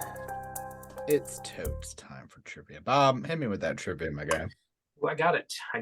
So NBC scheduled this film for its primetime network debut on January 28, 1978, under a different title, which was Stranger in the House. Then on January 15th, before the premiere date, 1978, two female students at Florida State University were murdered by an assailant who broke into the sorority house where they lived. The assailant then much later was identified as Ted Bundy. So NBC was freaking the fuck out. I believe they pulled it. I don't think they ever showed it. Makes sense. So yeah, terrible timing for this movie, and also just generally terrible. Although I will say, thinking about it, it would take a shockingly little amount, excuse me, of editing to get it down to a television friendly rating. that's Yeah. I think. Mhm. Like this movie shows shockingly little for as effective as it is. Yeah, that's what I was saying. Like the kind of subtlety. It's like it doesn't necessarily feed the gore It's not a- hounds. It doesn't. Yeah. Yeah. Yeah. It's not a body count movie. It's not a gore movie for sure. And Uh, it's a mostly not. It's not. They go to the police station and they walk through the park, but mostly it takes place in the house. You don't even get a lot of different settings. You know. That's so true. Very true. This movie is often regarded as being one of the very first slasher films, alongside the likes of Texas Chainsaw Massacre, 1974, A Bay of Blood, 1971, Psycho, 1960, and Peeping Tom, also 1960. I've never so- seen A Bay of Blood. Yes, We you have. talked about it on this show. We reviewed it. We did. Dude, Don't Like be last don't be year? a randy about it. Oh I fuck! think it was last year. All right, my bad. Oh, it's Italian, right? It's It is Italian as shit. Italian. Yeah. Dude, It's all those Giallo as Italian films, for some reason, their titles just wash away immediately in my Well, mind. a lot of them have like Because you four dislike titles, Italians, of too. course. Well, You've put of on record course. as saying Yeah, you hate I the mean, Italians. yeah, I'll accept that. We've heard that. I stand by my ethnic slur. Yeah. I don't have that bump available, but there you go. Elect you me to just- Congress. You just gotta say. Your boy Keir Dalia worked only for 1 week on this movie. He never met Margot Kidder, Lynn Griffin, or Art Hindle, or Miriam Waldman.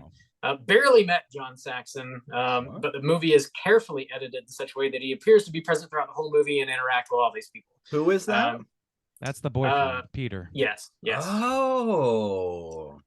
Okay, Peter, yeah. Peter. That makes sense, though. Actually, like thinking about it, he Yeah, really he only mostly deals just with her. he does because they have a conversation in the house Yeah. alone.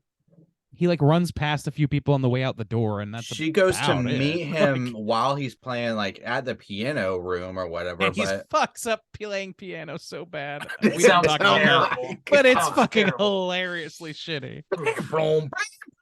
it's like, dude, this is no even He's just muscle dripping memory. sweat. Yeah, Muscle like, memory is better than that. at a certain point, you just be like, okay, I know I'm gonna fail. Let me start over and show you that I'm Yeah. not completely out of my Yeah. fucking mind. Upon the initial release in the US, this movie's title was changed to Silent Night, Evil Night because the American distributors feared that the title Black Christmas might cause the film to be mistaken as a blaxploitation movie. However, it didn't do well under the new title, so it was changed back to Black Christmas. Yeah. Can I tell you, I was talking to a new friend today who is a black dude, and I was like, he's like, oh, you do reviews? Oh, what are you reviewing? I was like, oh, tonight it's Black Christmas, and he's like, well, that sounds racist. It's like, I guess it kind of does. I mean, I guess. Yeah. Black Christmas was allegedly inspired by some real life murders that occurred in Montreal, Quebec. This is a Canadian movie, by the way. I don't think we mentioned that. Canada during the holiday season. This is most likely based on the Canadian serial killer by the name of Wayne Bowden, who killed 3 women in Montreal between October 69 and January 70. His 4th known victim was murdered in Calgary later on. He's apparently known as the vampire rapist. I'm not sure why or how accurate that name is. I don't care for that name, Bob. It's not great. Change it. It's not a He great was. name. You said he was not caught. I don't know. He had. I think he was caught. I don't know. I did not do more research than that. I'm not sure. That just sparked my memory of one of those Netflix documentaries I was watching where this dude was kind of college girls, but then they were tracing it back. Oh, it was about the dude who they talked to the dogs. Son of Sam? Son of Sam. Remember, did y'all watch that Yeah. documentary where they were tracing it to like Colts and shit? Yeah. And then they went to I like don't think I watched the one you're talking Wisconsin and about. something else like that. There was this documentary on Netflix. It was like it's Mhm. typical 3 or 4 episodes. Sons of Sam. Sons, of yeah. Sam. Yeah, I'm but aware they of were it. like, I might have there even was- watched it, but I can't remember. There was this, director who had these crazy sex orgies in his house, and then they went to Wisconsin. There was this dude killing people at this college under the name of Satan. And I was like, "What the fuck is going on?" It just sparked that in my mind. Yeah. Yeah. I don't know any more than that. But next piece of trivia. According to Bob Clark, Margot Kidder insisted on drinking real alcohol for the various scenes where Barb was to be drinking. So I guess when she's talking about the turtles fucking for like 3 days, she is legit hammered. So Cool, that's fine. not really Yeah. acting. It's not It's- fun because she was a substance abuser and had a really rough Yeah. life. Well, So it's not okay, great. Well, okay. I Yeah.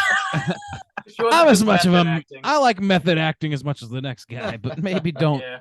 use substance abuse. Well, Yeah. that kind of came off on screen though, because I did write the note like Barb kind of sucks, and she legit just seemed kind of like that friend Yeah. who's That was a There's struggle. way for her. too many deep. Yeah. Yeah. like For- legit deep and fucking shit up. Yeah. The end of her life was apparently pretty rough, which is sad. Oh, But no, that's that does- a whole nother thing. okay. That's um, not fine. I redact my steam. You didn't know. The film setting of Bedford is an intentional homage to another Christmas film classic. It's a Bedford Wonderful Life, Falls. Mhm. which I have not seen that still. Oh, What? are you Bob. shitting yourself? I never seen Bob, I'm Bob, shitting Bob, myself. you own so many movies you haven't seen, but you haven't seen the most What? important movie. Oh my god, you don't have that on a Steel Trap Blue? I don't have it on the Steel Trap. I don't have it on the Steel Oh Trap. Well, my how you gonna God. doomsday prep your Also, fucking that's like Blu-ray the one movie that I bunker? feel like is on any kind of streaming service free all the time because it's like so fucking It's old. 1,000 years old, and it's Yeah. also fucking great. So please Uh, watch it and let us know what you think Lord. Okay. about it. Also, it's We were kind of gonna horror talk about it. adjacent. Maybe I'll cover it next year because it's like he's dead. It's existential horror to some extent. Yeah. Sure. Of course, it ends on a not so much of a horror note. but- Maybe. So there's a scene that we did talk about here in the movie where Margot Kidder tells the police officer her number is Fellatio 20880. That That's a baffled joke me. that's hard to land these days. It is. Yeah, I did not- truly don't really understand it, to be honest with So, you. It's just the way Back- that phones used to work. Okay. Back in the day, phone numbers used to have letter codes and certain prefixes, Okay. and she just got lucky that dude didn't know what fellatio meant. and Sure, thought yeah. it I was get that accurate. joke, and I Right, assumed yeah. it was something like a country code or something, so I can Yeah. kind of piece it together. But I truly don't understand how that system works. True. Yeah. Yeah, same here. I still don't, but it's just Yeah. fortunately they kind of like scooch. I love the scene where they call him out and he's like, Yeah. "Oh yeah, it's something dirty, isn't it?" That's like that whole scene justifies Nash the character Yeah, entirely. for it me. does. Your boy Bob Clark is from Fort Lauderdale, Florida. He moved to Canada, lived there Hey. for 12 years, in which he made this movie, of course. Okay. This next piece we talked about when we covered Halloween, but Bob Clark at one point told a story about John Carpenter asking him if he ever made a sequel to this movie. And he said no. And the Carpenter asked if he wanted to do a sequel, what would it be? To which he replied, the killer would be caught. He would be imprisoned for about a year. He would then escape on Halloween and then kill people. So like a lot of people were like, oh, John Carpenter stole the idea. But Bob Clark, when asked about it after Halloween, he's like, no, that was 100% John's idea, defended him and whatnot. So Yeah. It's a different thing. It's I mean, a different there's yeah. sameness, but like, I don't know, man. People are very, very protective over very little thoughts. That if I don't know, man. It's creativity depends on building on things. Period. Which is I don't know. Like it's why it feels so fucking like discomforting to have like people really, really rail and like it's the Disney thing where they like copyright things and they've pushed so that copyright laws are the way that they are. Copyright laws. Yeah, well, they hurt creativity to not be able to make dumbass horror movies about Winnie the Pooh. Yeah. We should have been able to do that 50 years ago. Like there's no reason we shouldn't have been able to do that. The budget of this movie was roughly $620,000. It grossed over $4 million, so that's pretty damn successful back in the day. This allegedly was Elvis's favorite movie. What? And also that's very unusual. Yeah. Right.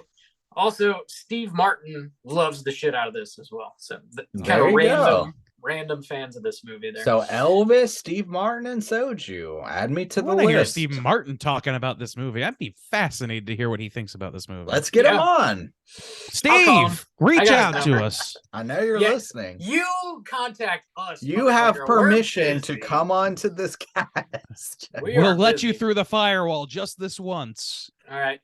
That's all I got for trivia. Welcome to the easiest cooter of the week we're ever going to have. Here we go. Straight chillin'. Gooder of the week!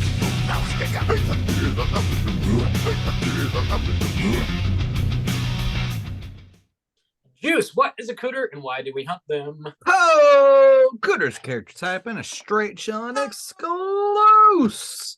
Cooter must hit 3 of these 5 points to be considered a cooter, but we want the cooter with the most points. The 5 points of cooterdom are sexual deviance, manipulation, smug arrogance, overall look and attire, and overall patheticness. Boys, Raymond, who's our cooter of the week?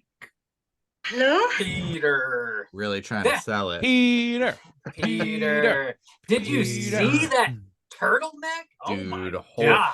Dude, The turtleneck and the haircut. bangs. Dude, the bangs are oh my- killing Yeah, me. over than the turtleneck. I'm not a turtleneck guy. I don't think I'd ever choose to wear a turtleneck, but the Well, haircut, turtles be fucking, that's what I heard. the fucking haircut He's just is trying to fuck for days at a time. I get it. unacceptable. Unacceptable. Even He really is a child's haircut, and Yeah. the turtleneck just really sells home how much he looks like the tip of a wiener. I'm so surprised how He looks like a dick tip. popular Am I He's wrong? compensating. turtlenecks You still see? are. The turtleneck and my cock hair, I'm compensating. Let's fuck for 9 days. They look That like a dude is giant uncut dong. and not big. Let's be real. So we can't give him look and attire. He's all Oh, foreskin, no. says Randy. He's He's really signaling to the world what he is, and it's Dude. not big, and it's definitely uncut. Foreskin wieners kind of look weird. It's all foreskin, baby. Okay. Anyways, ooh. Looking at Tyre. Looking at Tyre, yes, check. Yeah.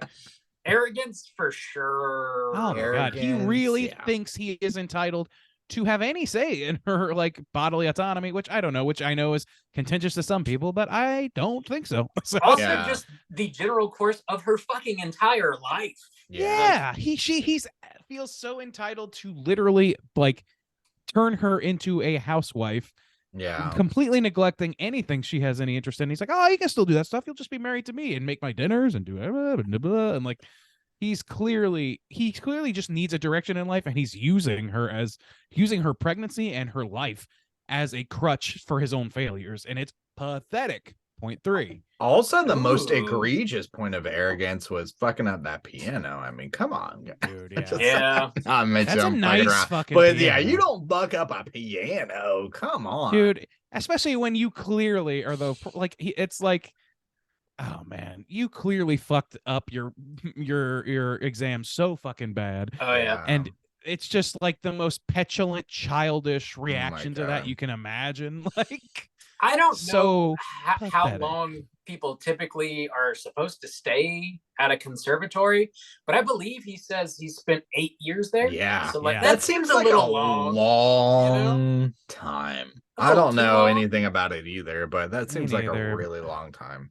whatever the like longevity is, like nothing about what happened to him says anything other than he is a failure. Yeah. So, And yeah.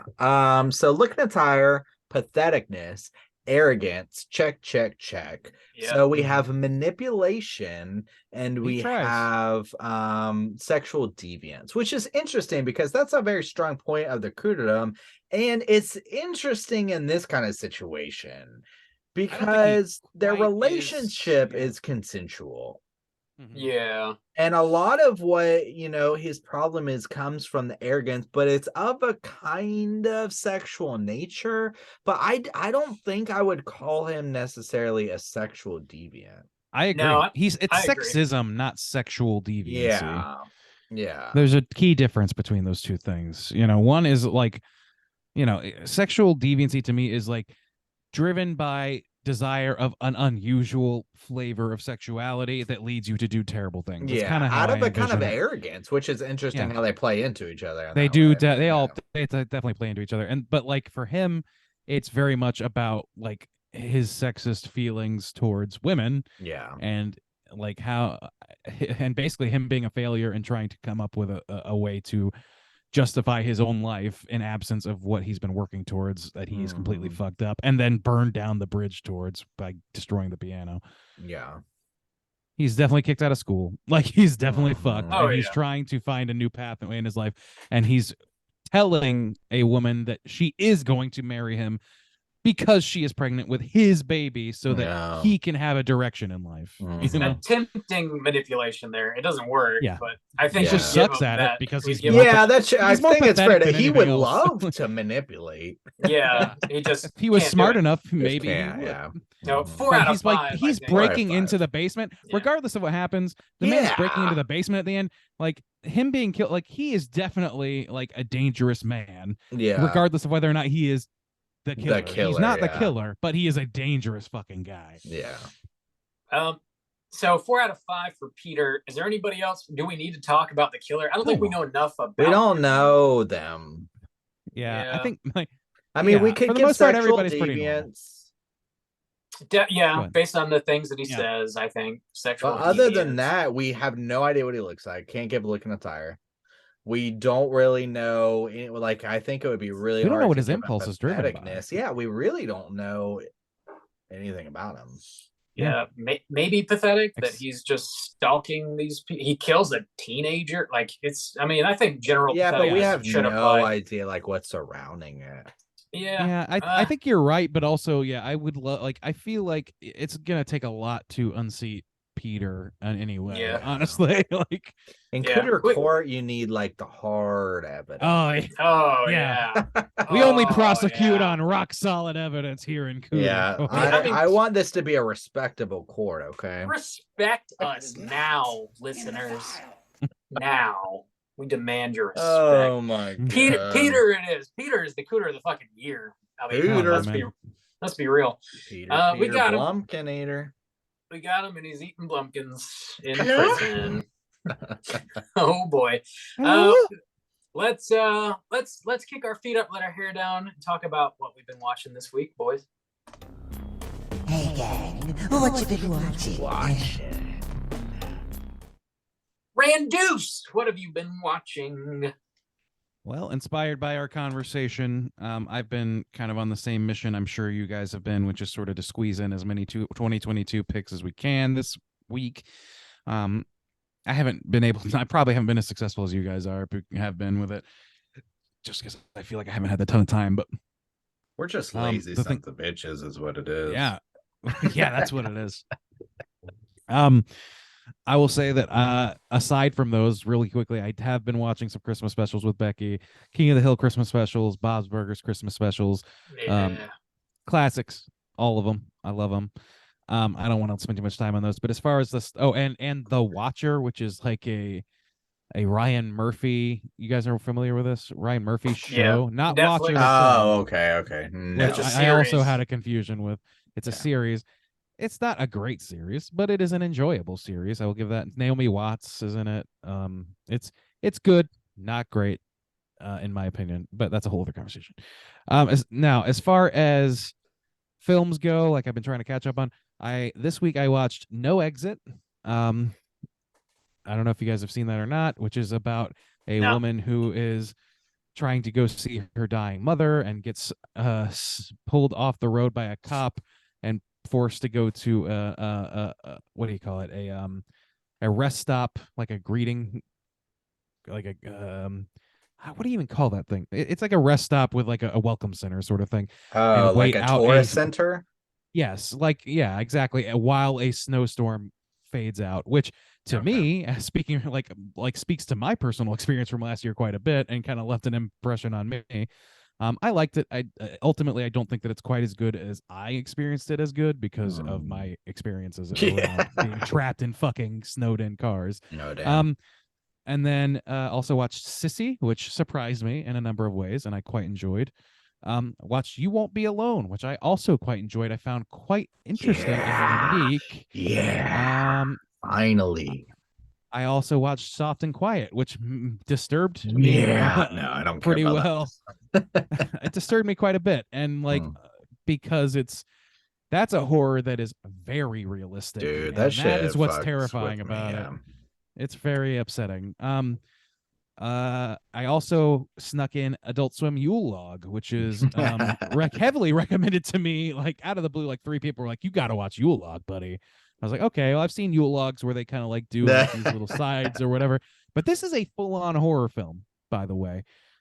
So check it out, Adult Swim Yule Log. I bought it, but I'm not entirely sure that it's not on. It's on YouTube for HBO free. Max. HBO. Is it on yeah. HBO Max? Okay, well, Yeah. I purchased a copy and I'm happy that I did because it's pretty fucking interesting way of getting into a horror movie. Like it's a good in, you know what I mean? I don't think it's like the Mhm. best horror movie of all time, and it's definitely like adjacent to horror comedy because it's the same like Too Many Cooks guys who do this incredible job of like making a really bizarrely stupid things seem terrifying. They do a great job with that here too.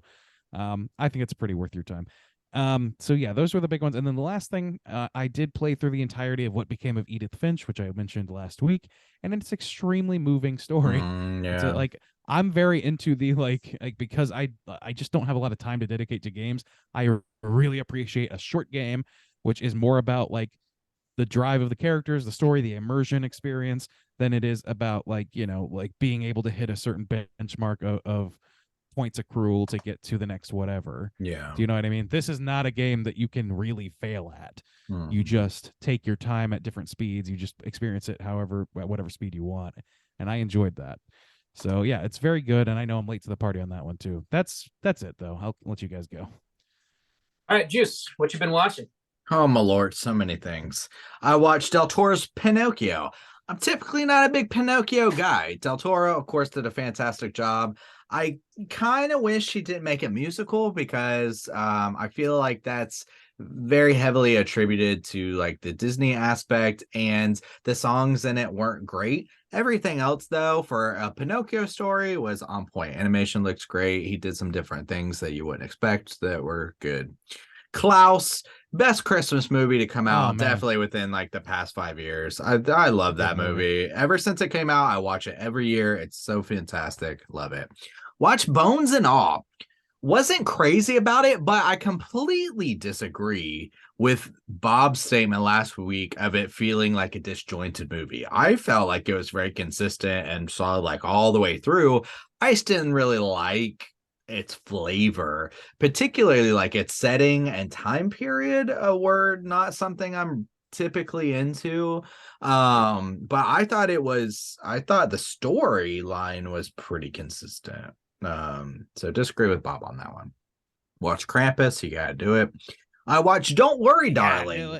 Yeah, finally. Don't Worry, Darling. It kind of honestly gave me a similar feel to Smile, where I feel like I've seen so many movies that have a similar kind of premise that it didn't really surprise me, or I wasn't surprised, but I was like, if this was the first time that you saw something like this, probably like blow your nuts off. And so for that, I think it's a pretty solid like entryway into those kinds of films. So actually I thought it was pretty solid. Christmas Vacation, I watched it again with my parents. I know I watched it kind of with Randy and Bob, but I was sleeping and snoring my ass off, so I watched it again with my parents. We laughed our asses off. I watched Nanny, which Bob had like recommended, hey, try and get this in before because it won some awards. It just dropped like Thursday or Friday. So I was like running to get to that one. It was worth it. I thought it was really good. I was really impressed. I thought it had some really great elements. I would recommend Nanny, not the show, The Nanny. This is a new horror film. I watched The Apology, which is on Shudder, kind of a Christmas film. It bothered me in a lot of the same kinds of ways that Soft and Quiet did. In that it was like, I thought it was really well crafted, but just not fun to watch at all. Like very low enjoyability of like what's going on. It's just like gut-wrenching stuff going on. I also watched Yule Log, found it. I love a clever premise.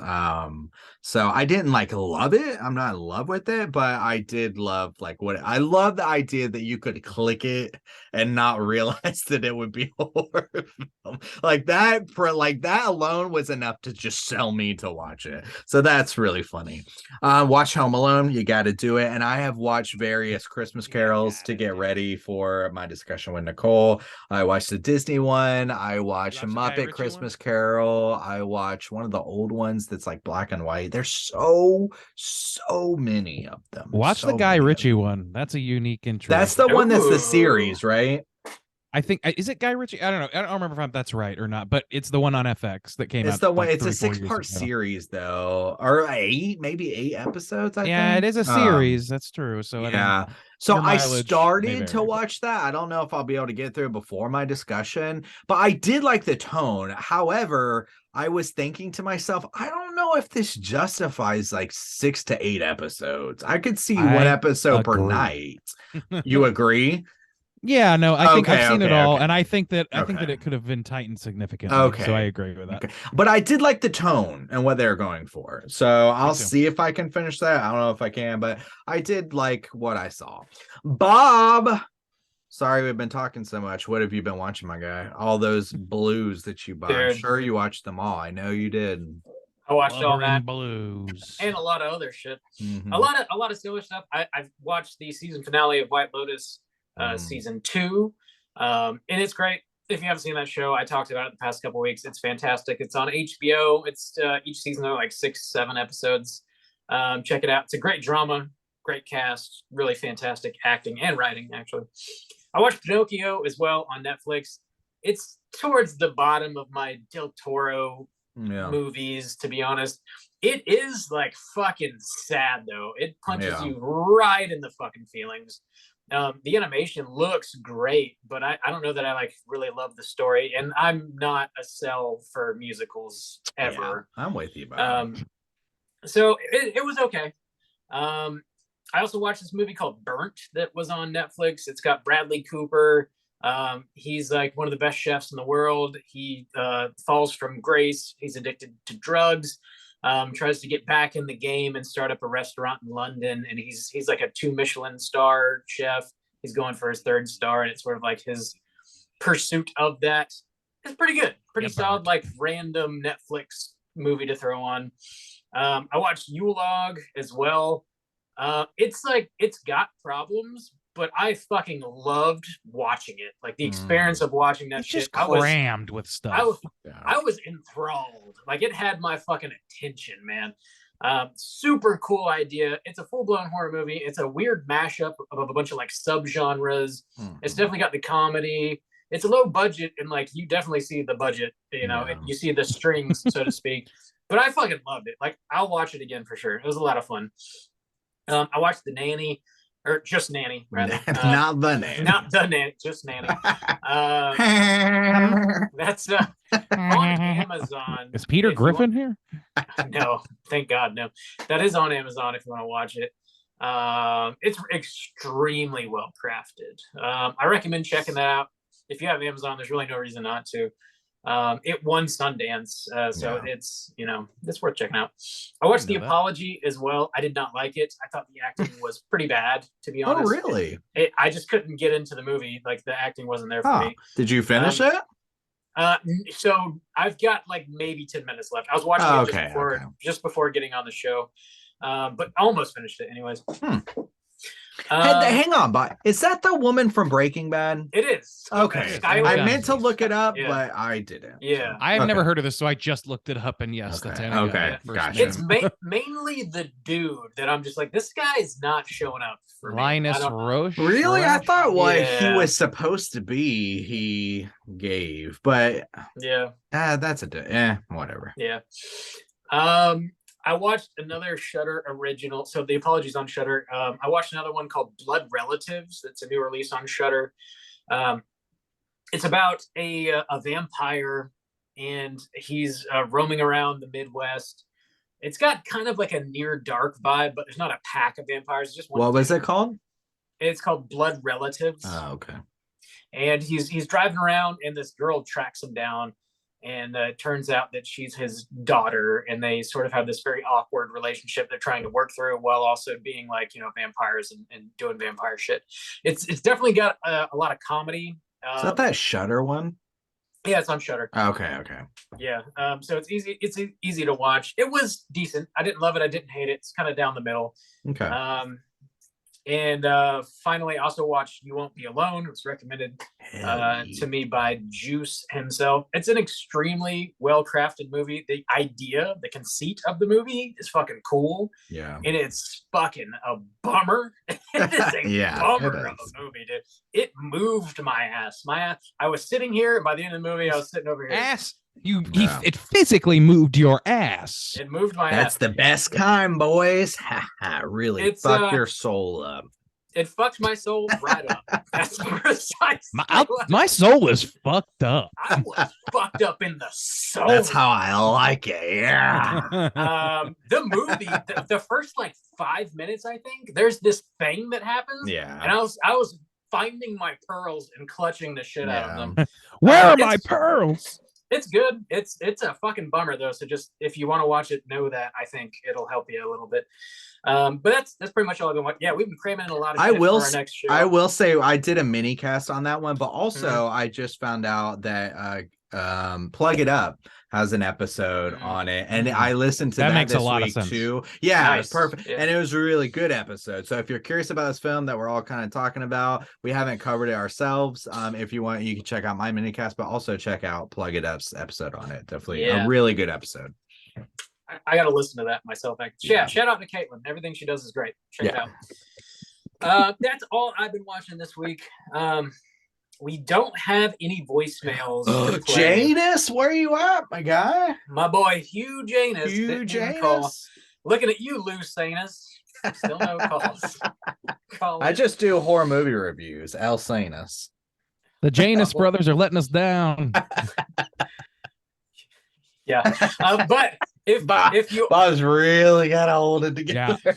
If Gotta you wrap are- this episode up. Somebody Gotta do it. made a Don't joke think about- a Don't butthole. think about loose anuses. Don't think about it. Poop comes out of there. Oh my god. It's, Oh, it's that's so where funny. the poop's from. It's so funny.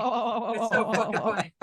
If you are listening and would like to call in and leave a voicemail for our next show, hit us up at 904-638-3231. Actually, if you do call in, you're probably not going to make it for our next show. We're actually doubling down this Oh week. yeah. But we And will play also it. it's a top 10. We probably wouldn't have time Right. anyways. Probably not. We'll play it on the following show. Which will be the so new year, right? It'll be the first episode of the new Holy year. God. Yeah. Jesus the question We I have oh no, we've left 2022 behind. Oh left no. the deuce. What a behind. great episode where we could say 2020 deuce. 2020 thrice coming in hot. Yeah. The question I had was what are some of your favorite horror movies of the year? Chime in because that's Yeah. what we're talking about next week. So Yeah. let us know. Hello? If you got a top 10, run it down. You know, if you can do it within 3 minutes or less, anyways. Quick, Yeah. people, quick it. Quick. Yeah. No so justify, just Yeah, we supply. don't, you know, just We don't just care want- about your reasonings. we don't care about your thoughts. Give us okay? free content, okay? Give us free content. You can give us free content at 904-638-3231. We appreciate it. So yeah, next week we're gonna be back with a brand new show as always. We're closing out the year with a 2022 in review. We're talking about our top 10s. We're talking about the worst of. We're gonna get into some honorable mentions as well. It'll be fun. I always look forward to this. It's a fun show. We just shoot Yeah. the shit. Absolutely. it's It's a just good us time. jabbering on with no Jabbering context, on. really. Just Totally Yeah. unlike our regular episodes. Right. Very jabber. structured. With all that I'm structure excited and too. whatnot. I've been working hard on this goddamn list. Ooh, pat Yeah, yourself man, on I've the been back, I've why been don't working on it for a little bit, Yeah. and I'm still not satisfied with it. So This year has been nuts It's a too. tough If one. any year has been difficult to narrow down a top 10, it's this one. you? Yeah, a lot of good shit. I've Thanks, changed my list. 2020 Deuce. Thank you. No, I keep like every day I change it. I'm like, no, I don't know what to do. Same, I don't know. man. Yeah. There's so much. So yeah, get ready for next week's show by watching literally every horror movie released within the past year, and you'll be ready for Good it. luck. you should be Slant- ready for it then. Bob, Yeah, at you got- this time, what are you up to? 67 movies, I believe. Woo, Bob. movies. Oh my Goddamn. lord. I I'm just hit jealous. 40, I think. I'm at Oof. 45. So I've got Ooh. I've got as listed like 6 I hope to end by the year. 1 I got to get by tomorrow. Nice. I've got like a list Not of bad. 10 that I was like, maybe I'll get to these, but I Yeah. don't think so. Ooh. Not now, anyways. Not now. Yeah. So yeah, until next week, please rate, review, and subscribe to us on iTunes. Follow us on Twitter at STR8_chilling, on Instagram at Straight Chilling Podcast. You can send an email to us at straightchillingpodcast@gmail.com. If you want to join in on our daily Slack channel conversations, just send a message to one of our social media outlets, and I'll send you a link so you can do so.